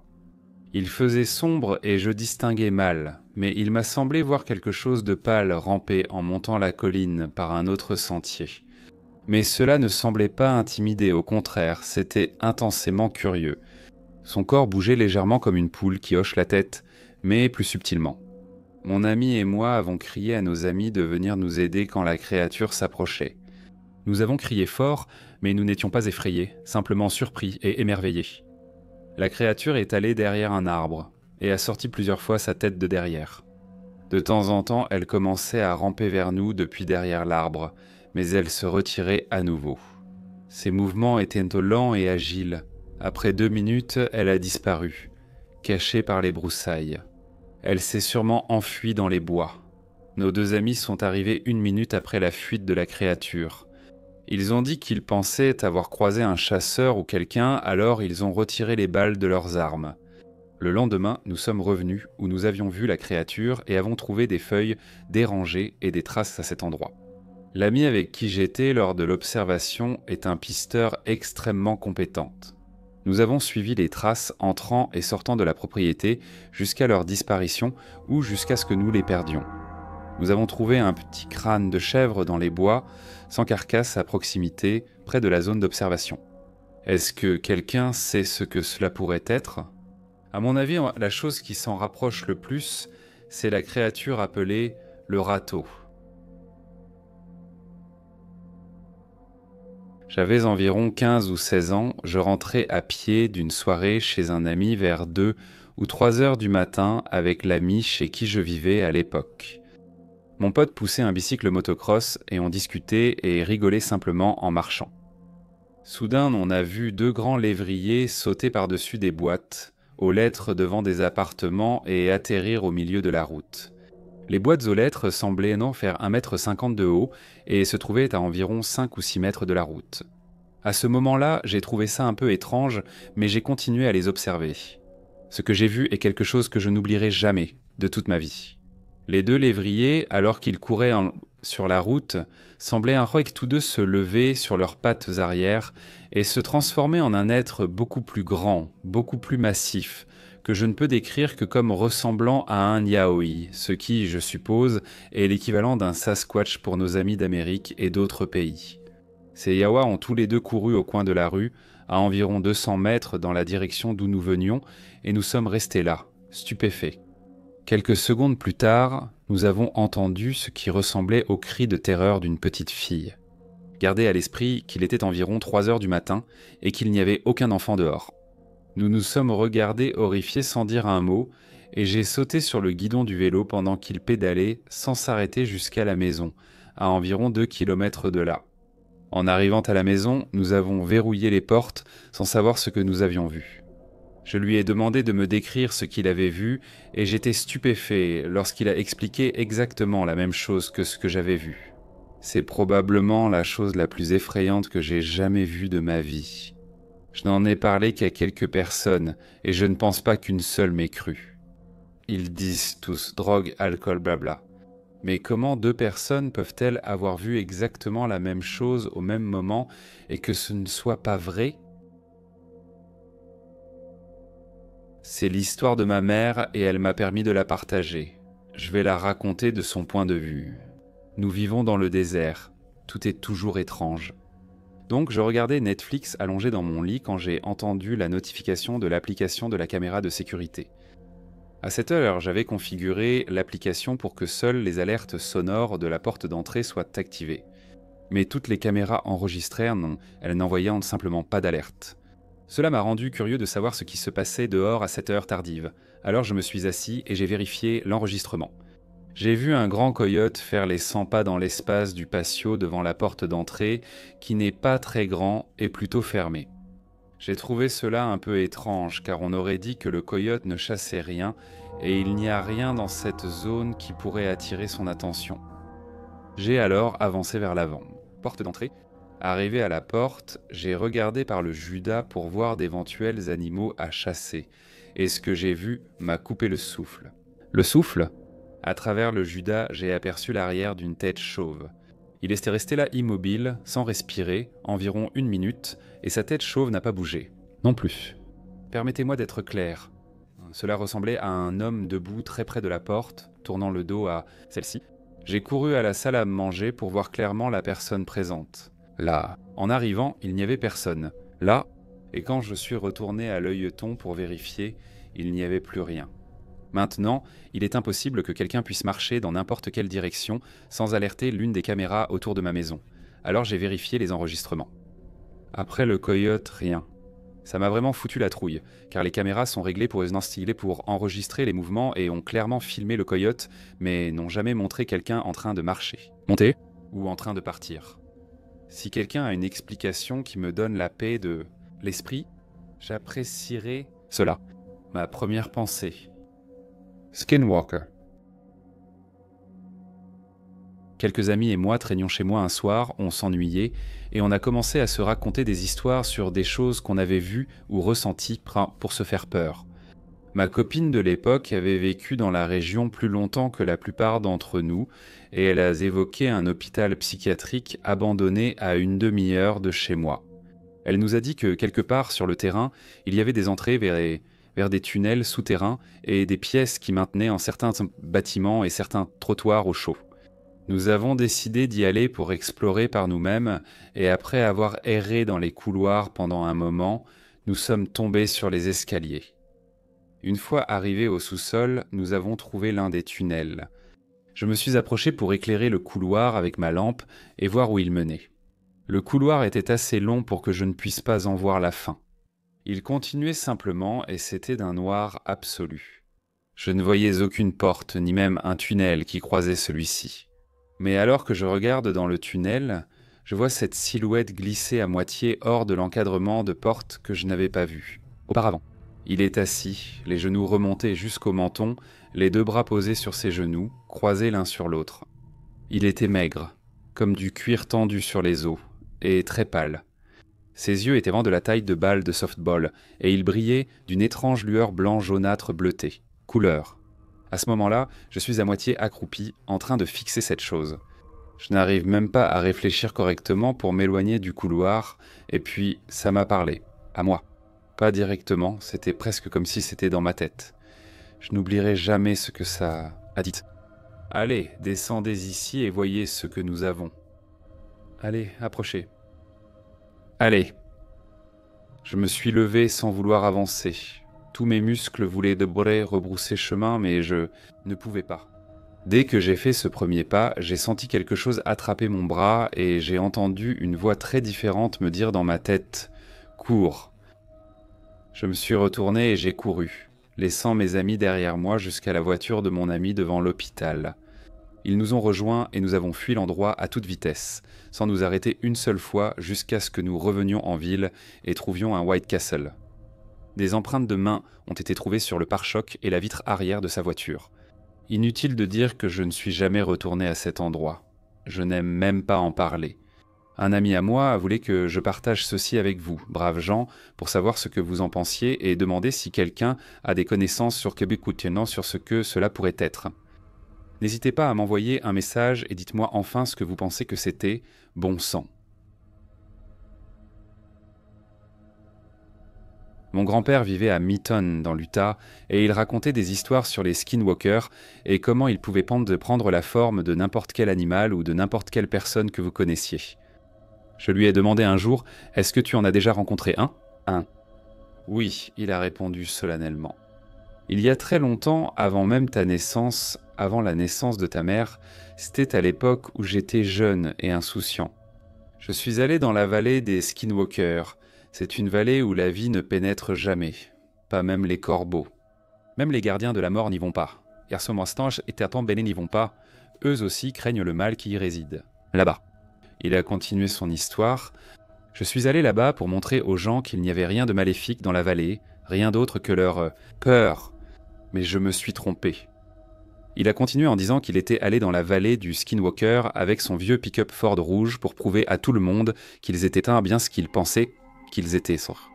Des histoires inventées pour effrayer les gens. Mais quand il est arrivé dans la vallée, l'herbe était noire, comme si elle avait brûlé et survécu à l'incendie. Les arbres semblaient morts mais étaient encore vivants, et il m'a dit qu'il avait vu une maison non loin de l'endroit où il se tenait. Elle était vieille et le toit s'était effondré, la porte avait disparu et il s'est dirigé vers elle. D'étranges marques ornaient le côté de la maison, des squelettes d'animaux jonchaient la propriété, donnant l'impression d'un lieu de sépulture sacré. Puis il a entendu sa grand-mère. Elle était morte depuis longtemps, mais il a entendu sa voix. Les esprits l'appelaient pour sa vie, pour sa peau et pour son sang. C'étaient les âmes perdues, qui pouvaient changer de forme, passant d'homme à bête. Il le poursuivait, l'effrayait, et lui disait qu'il ne l'oublierait jamais. Chaque fois que je rendais visite à mon grand-père, il me montrait quelque chose de tout neuf, mais qui était cassé le lendemain. Ses esprits tuaient ses animaux, alors il a finalement arrêté de laisser ses chiens dehors. C'est arrivé au point où j'ai craqué et je lui ai dit que ces histoires étaient en soi des mensonges. Je lui ai dit « Prouve-le ». Il s'est retourné et a soulevé sa chemise. Son dos était couvert de traces de griffures, déchirées, grand ouvert, des cicatrices datant d'il y a des éons. J'ai eu peur et j'ai commencé à pleurer. Elle a dit à mon grand-père de remettre sa chemise, mais il regardait simplement le champ de l'autre côté de la route. Elle a fini par abandonner et m'a porté dedans. Mais alors que je regardais par-dessus l'épaule de ma mère, j'ai vu un gros chien noir là-bas, avec des yeux blancs, qui observait grand-père comme s'il le surveillait, attendant de l'attaquer. Mais il ne l'a jamais fait. Mon grand-père est mort 2 mois plus tard. Le médecin a dit que son cœur avait lâché, mais je savais ce qu'il avait vraiment achevé. C'était il y a 42 ans. Personne ne m'a cru, mais c'est la vérité. Alors je vais te dire, ne regarde jamais un skinwalker dans les yeux. Il ne t'oubliera pas. Si tu le fais, tôt ou tard, il t'aura. Tu peux te battre et refuser. Mais si c'est le cas, alors j'espère que tu n'as pas peur de mourir. C'est arrivé la nuit dernière. Je suis actuellement en Arizona. La pleine lune était levée. Maintenant, si tu vis en ville ou quelque part dans une forêt, tu ne sais probablement pas à quel point une pleine lune peut être vraiment lumineuse. Pour une raison quelconque, je me suis vraiment passionné pour la cartographie.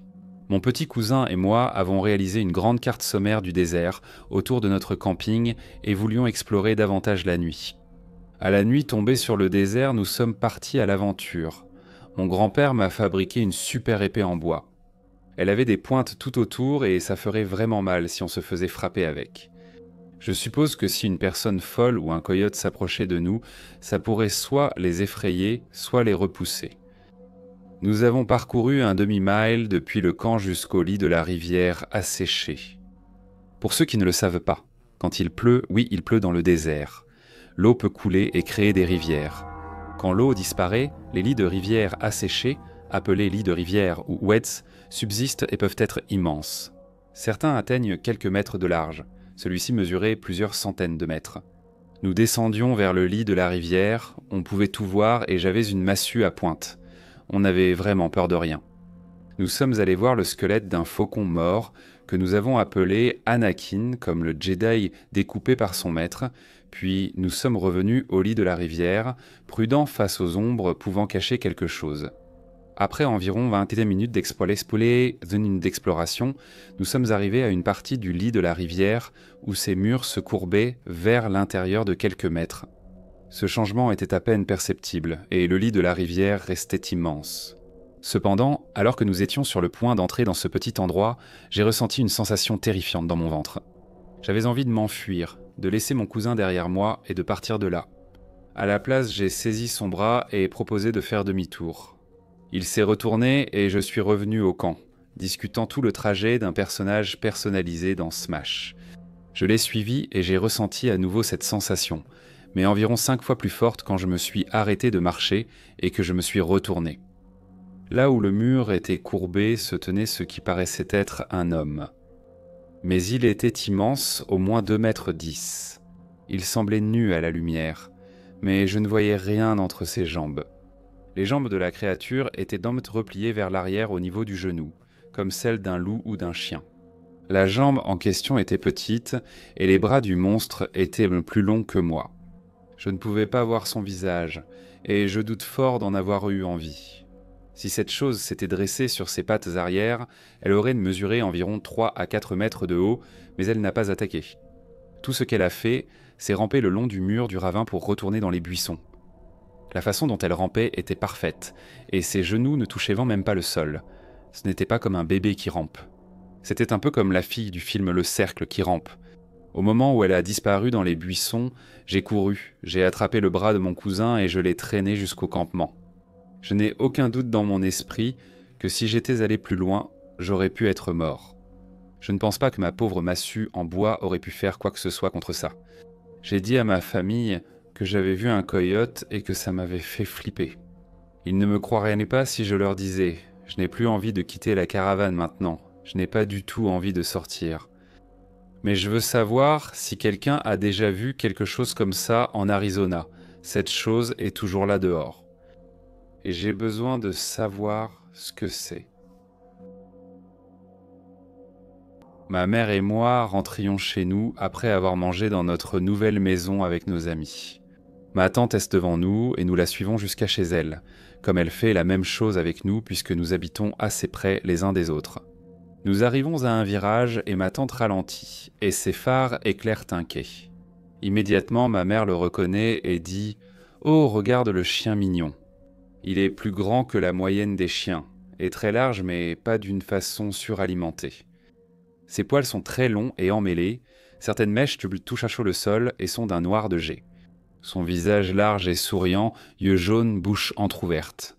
Je lui dis avant qu'elle ne termine sa phrase que ce n'est pas un chien, environ 3 fois de suite.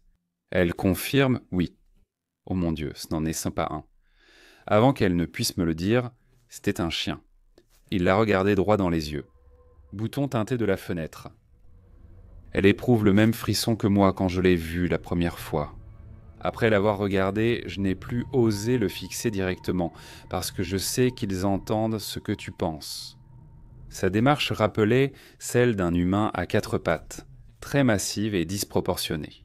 Je n'ai jamais vu de poils aussi longs sur un chien. On aurait dit qu'une peau avait été jetée sur lui et pendait lâchement. Nous sommes rentrés à la maison et ma tante a dit qu'elle ne l'avait même pas vu, alors que nous pensions qu'elle avait ralenti pour le regarder puisque ma mère et ma tante étaient de grandes amoureuses des animaux et très affectueuses. Nous sommes rentrés et ma tante était partie en voiture. Nous en avons parlé et elle a reconnu que ce n'était pas un chien. J'ai déjà vécu la même chose plusieurs fois auparavant, mais je crois qu'une fois qu'on sait, on peut toujours les reconnaître. Mon petit ami et moi voyageons et vivons dans notre van. Je viens du nord de l'État de New York et il vient de Manhattan. Je vis ainsi depuis plus de 5 ans et j'en ai beaucoup vu. L'un des meilleurs aspects de ce mode de vie, ce sont les rencontres avec des personnes du monde entier et de tous horizons. Nous avons vécu de nombreuses expériences, rencontré diverses personnes et ne sommes pas facilement troublés par des comportements ou différences inhabituelles. La plupart du temps, nous campons dans des forêts nationales, mais il nous arrive aussi de dormir sur des parkings, Walmart, Home Depot ou tout autre endroit où l'on peut se garer la nuit. Ce choix nous a conduits dans des quartiers louches où d'autres sans-abri vivent dans des campements de fortune avec des consommateurs de drogue dure dans certains lieux. Cela dit, je suis allé au centre-ville dans le quartier Rino près de Larimar, où nous admirions des fresques et de l'art de rue, prenions des photos et nous détendions. Près de minuit, nous nous sommes retrouvés dans une ruelle derrière une vieille église catholique et avons aperçu les pieds et les couvertures de quelqu'un dormant dans une entrée.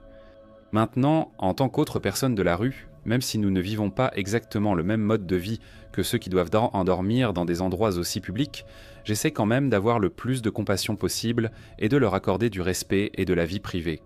Je ne vais pas leur demander pourquoi ils sont allongés là, parce que j'imagine à quel point ce serait inconfortable et humiliant de se réveiller dans cette situation.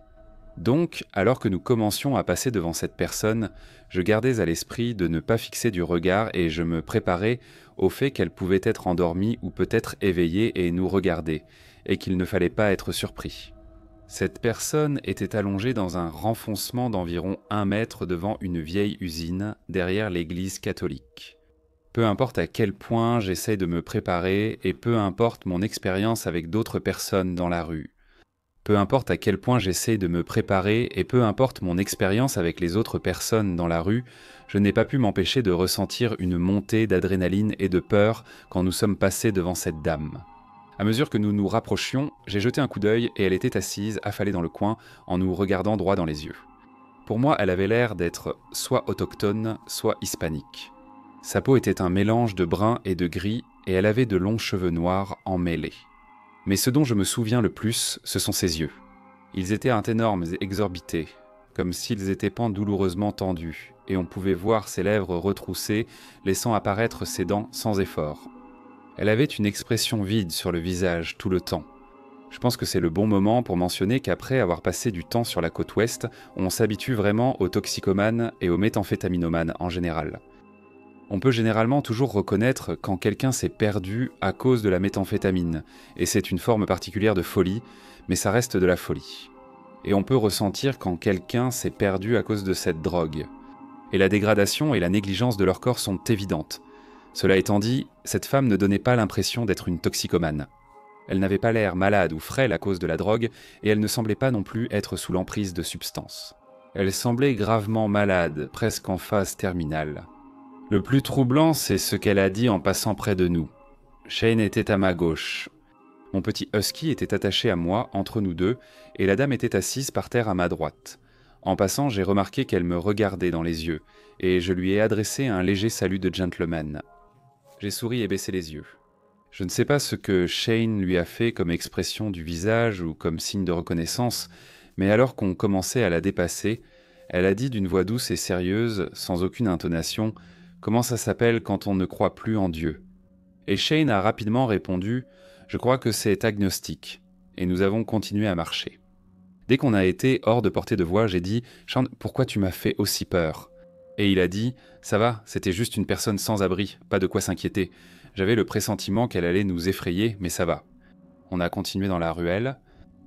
À ce moment-là, j'ai détaché Boppy, ma husky, pour qu'elle puisse se promener toute seule, et elle nous a simplement suivis tranquillement.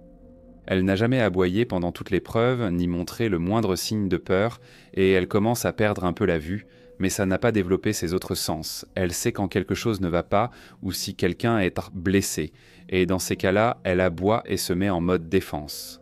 Elle a traversé toute cette rencontre sans réagir du tout. Nous quittons la ruelle et retrouvons ces vieux immeubles rappelant ceux de New York ou la Nouvelle-Orléans. Ils évoquaient des logements sociaux, presque des maisons mitraillettes, et semblaient déplacés dans le Denver embourgeoisé. Nous les avions aperçus en voiture avant l'événement et avons immédiatement été attirés car ils étaient hors contexte. Il y avait une sorte de structure de jeu pour enfants sur laquelle ils pouvaient se grimper, posés sur un buisson devant la maison, ce qui était particulier, mais nous n'en avons parlé que plus tard.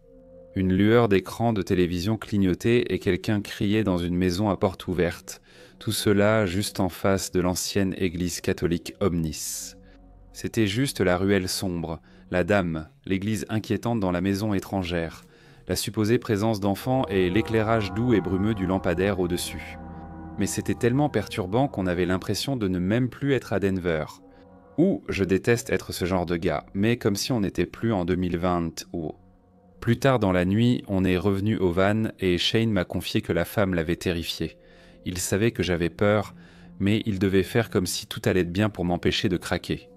Il a dit que c'était tout aussi surnaturel que ce que j'avais ressenti et qu'il ne pensait pas qu'on avait vu une personne. Quand il a dit ça, j'ai paniqué car je pensais la même chose.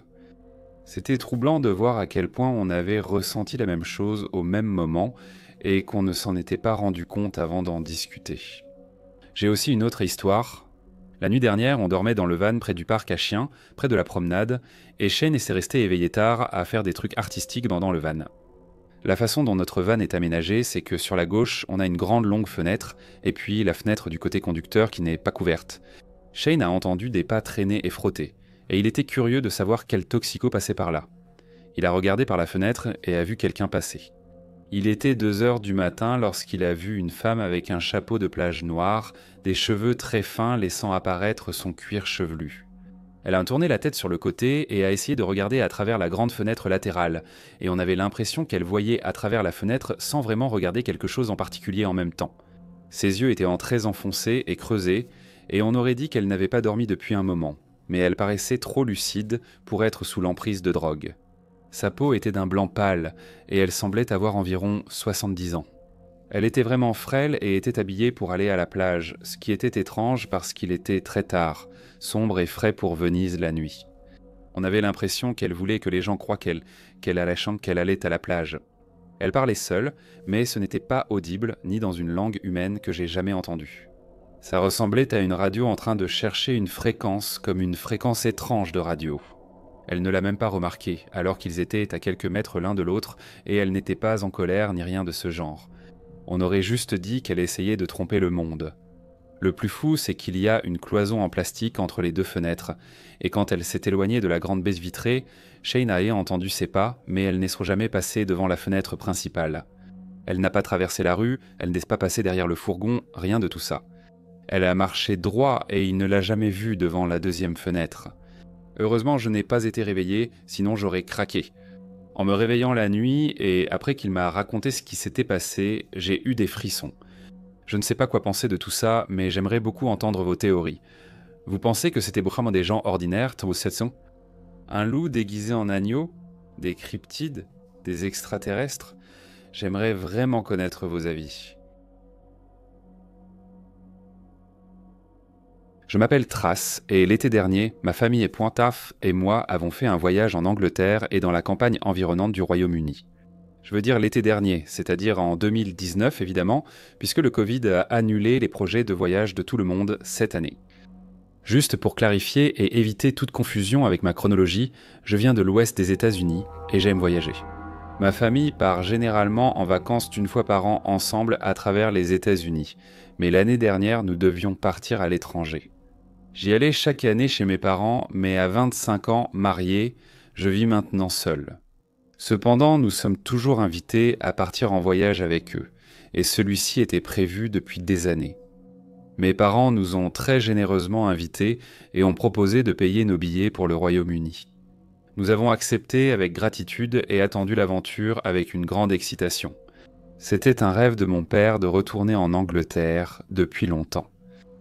Mon père avait vécu en Angleterre pendant quelques années, alors qu'il travaillait pour l'Église. En grandissant, il partageait des histoires sur ses expériences avec les personnes rencontrées et les lieux visités. Les différences culturelles, la nourriture qui lui manquait, le climat et le brouillard venant de l'océan enveloppant la ville.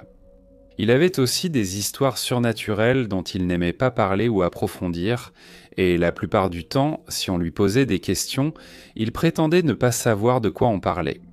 Je ne connais toujours pas tous les détails de beaucoup de ces histoires, et après avoir été si souvent repoussé, j'ai appris à ne plus poser de questions. Cependant, c'est ainsi que mon intérêt pour elle a été éveillé. J'étais extrêmement enthousiaste à l'idée de visiter le Royaume-Uni, puisque j'avais grandi en entendant tellement parler, et en plus j'adore explorer de nouveaux endroits et cultures étrangers. Nous avons commencé notre voyage à Londres et devions faire un road trip jusqu'à Inverness, puis revenir en boucle en faisant des arrêts sans chemin. En chemin, nous avons constaté qu'il y a beaucoup d'histoires à découvrir. Il y avait de nombreux endroits qui semblaient se le figer dans le temps depuis les années 1800.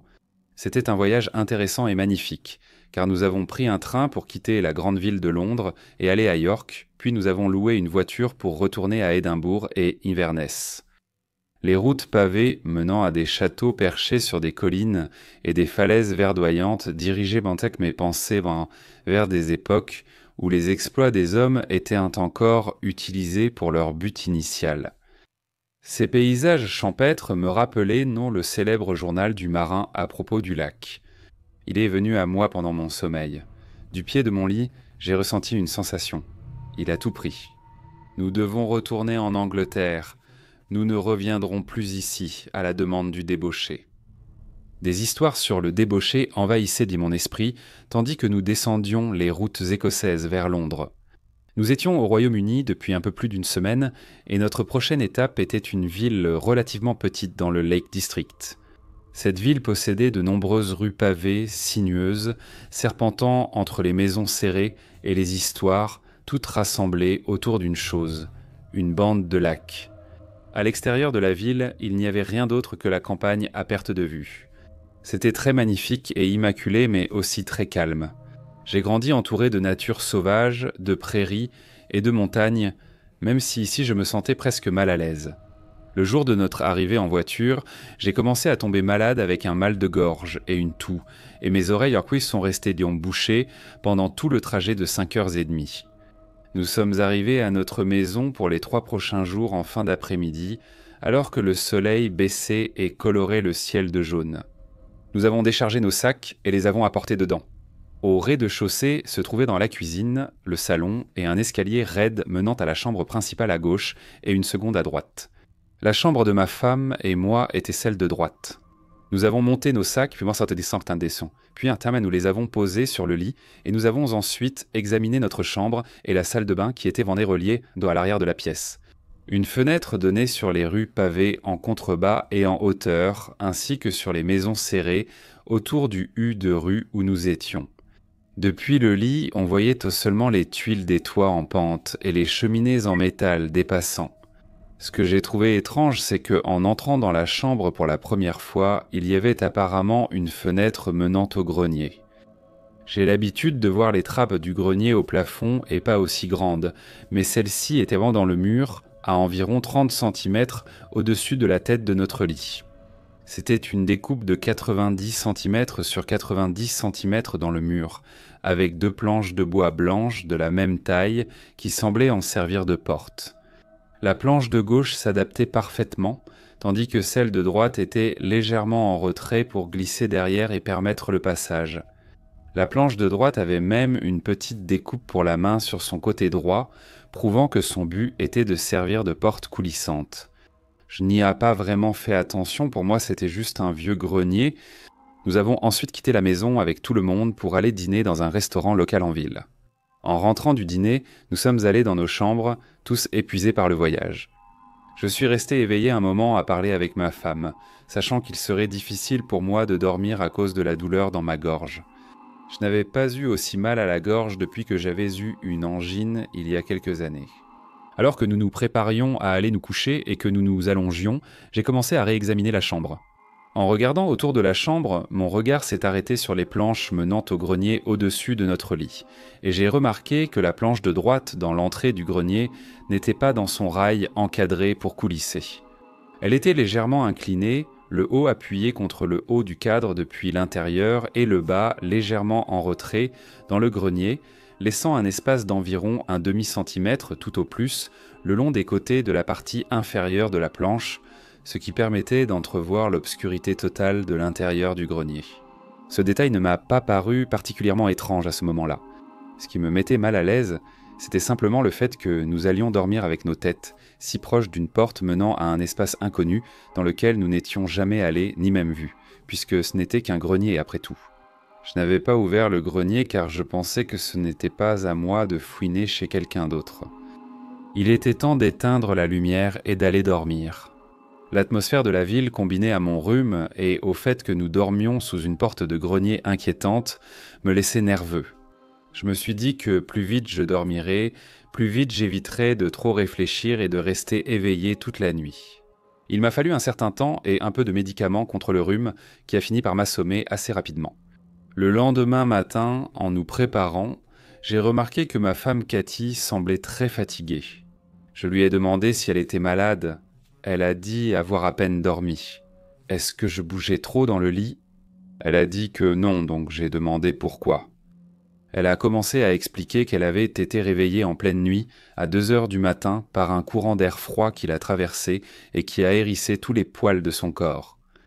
Allongée, tentant d'ignorer la sensation d'être observée pour se rendormir, elle a entendu une femme pleurer faiblement derrière les planches du grenier. Comme mes parents étaient dans la chambre juste en face de l'escalier, Cathy a d'abord pensé que c'était ma mère qui pleurait doucement dans l'autre pièce. Mais bientôt les pleurs devinrent plus forts et proches. On aurait dit que cela venait directement de derrière les planches menant au grenier. Puis de temps en temps, il semblait que cela venait de plus haut dans le mur. C'étaient des sanglots lourds et haletants, suivis d'une longue plainte de lamentation. Les pleurs s'arrêtaient pendant quelques secondes pour être remplacés par de longs et délibérés grattements de haut en bas du mur venant du grenier. La voix de la femme recommençait à gémir, sangloter et pleurer bruyamment. Pendant plus de 2 heures, les pleurs et les grattements étaient persistants et bruyants. Elle a dit que c'était comme si quelque chose ennuyé avait poussé un gémissement sourd, glissé ses ongles sur le mur et était retourné plus loin dans le grenier d'où venaient les faibles pleurs. Le calme de la nuit est revenu, mais le soleil n'était qu'à environ 1 heure de se lever à ce moment-là, alors elle était restée éveillée et s'est blottie contre moi. J'étais stupéfait quand j'ai entendu tout ça, comme n'importe qui le serait. Cathy a demandé à ma mère, juste pour être sûre si elle avait pleuré la nuit dernière, et ma mère, confuse, a répondu qu'elle ne l'avait pas fait. Personne d'autre n'était réveillé pour entendre quoi que ce soit. J'ai décidé de ne pas m'attarder là-dessus et d'essayer d'éviter d'en parler, parce qu'il nous restait encore une nuit à passer là avant de quitter tous ensemble la région des lacs, et je ne voulais pas que ça la préoccupe toute la journée.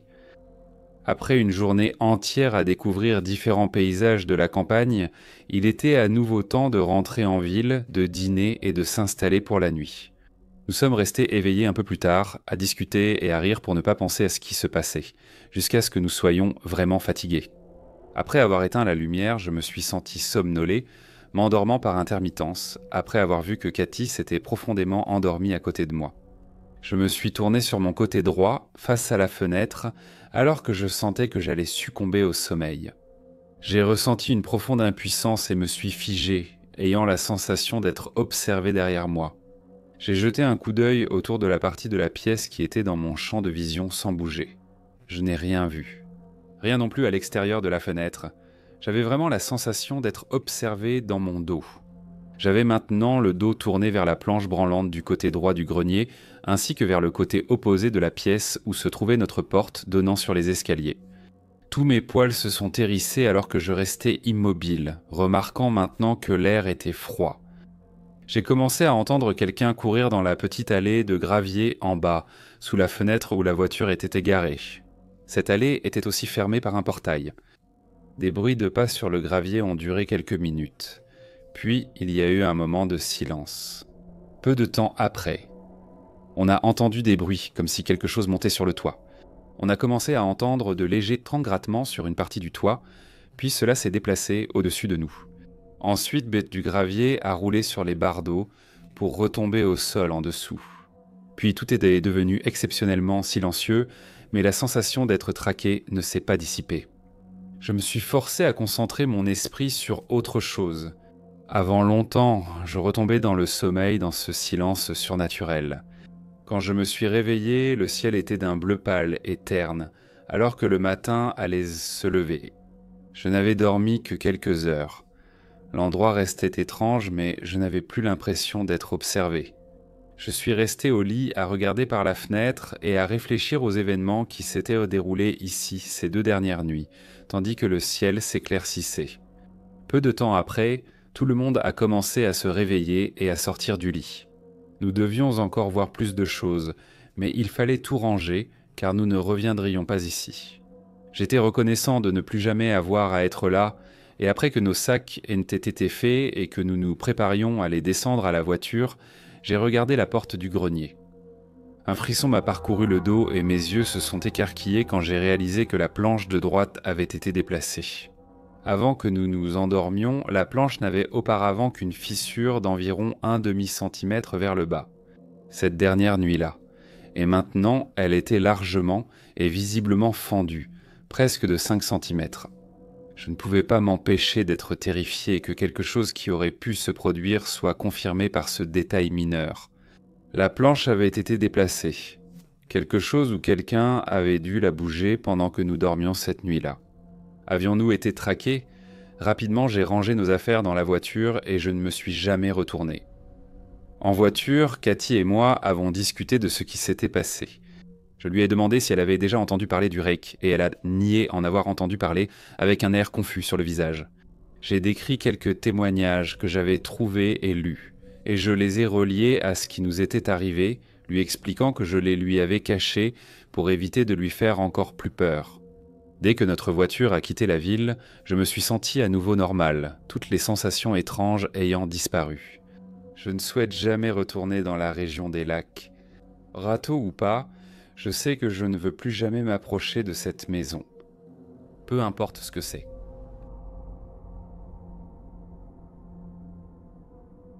Cela s'est passé il y a environ 5 ou 6 ans. Je vis à Perth, en Australie occidentale. Mon meilleur ami et moi habitions alors le même quartier. Nous étions mineurs, donc le week-end, nous allions généralement explorer les parcs et la carrière de notre quartier. Il était tard dans la nuit et nous errions encore dans les rues près de chez nous, faisant ce que nous faisions. Nous nous étions déguisés pour aller la nuit dans la carrière plongée dans le noir et entourée de broussailles. L'endroit est somme vaste, plus grand qu'un terrain de football. Pris de peur à l'entrée, nous avons préféré discuter assis sur un rocher à l'extérieur. Pour vous donner une idée de ma position, j'avais le dos tourné vers les broussailles et la carrière, et je faisais face à mon ami en lui parlant. Son visage est soudainement devenu vide en pleine conversation, et elle s'est figée pendant quelques secondes avant de s'enfuir en courant et de me crier de la suivre. Je n'avais aucune idée de ce qui se passait, mais j'ai fini par détaler. Honnêtement, je pensais que c'était une sorte de menace humaine, comme une personne louche, et on a couru sur 2 rues, avant qu'elle ne parvienne à s'arrêter, et je n'ai pas réussi à la faire parler pendant quelques minutes. Elle était complètement terrifiée, et elle m'a dit que pendant qu'elle me parlait, un visage est apparu juste à gauche de mon épaule, probablement à environ 1 mètre derrière moi, sortant des buissons. Elle ne pouvait pas vraiment voir s'il y avait un corps, elle a juste décrit le visage. Elle a dit qu'il était maléfique et qu'il avait une présence menaçante. Je n'arrive pas à lui faire décrire précisément ce qu'elle dit, mais elle pense que les traits n'étaient pas très bien définis et que les yeux étaient trop noircis, tandis qu'il affichait un sourire sur son visage. Absolument terrifiant. En première année de lycée, je faisais Halloween en porte-à-porte avec mes amis, mais nous avons été séparés en 2 groupes. Il y avait moi, mon meilleur ami et un autre ami. Nous avons emprunté la mauvaise rue, et juste avant d'atteindre la rue principale où l'on voyait les maisons décorées pour Halloween et les enfants faire du porte-à-porte, il y avait un être. Je ne sais pas exactement ce que c'était. Ça ressemblait exactement à un esprit Naean Zangji qui se tenait au coin de la rue. Il nous observait pendant que nous marchions et il a commencé à s'approcher de mon meilleur ami. Elle a eu peur et je l'ai remarqué, alors je me suis mis devant elle. La chose s'est approchée de mon visage sans me dire un mot. Je suis resté là, tenant sa main derrière, tentant de rester calme. Je l'ai regardé dans les yeux et je lui ai dit « Joyeuse Halloween, c'est une super soirée et ton costume est si cool ». Après une minute à garder mon calme, il s'est enfin retourné et a traversé de l'autre côté de la rue, sans nous quitter des yeux. Nous avons poursuivi notre route. J'en ai parlé à ma mère plus tard en rentrant à la maison et elle a appelé mon grand-père qui est à Nantes, qui est un homme médecine. Je lui en ai parlé et il m'a dit que nous n'avions pas le droit de porter ces tenues en dehors des cérémonies. Je lui ai expliqué comment j'avais pris la chose et comment j'avais réagi. Il était reconnaissant que je n'ai pas eu peur et que j'ai montré ma force. Ce week-end, nous avons conduit de Mesa, Arizona à la réserve afin qu'il prie pour moi et me protège. Je n'y avais pas trop pensé sur le moment, mais je suis presque sûr d'avoir sauvé mes amis d'être blessés par une créature surnaturelle.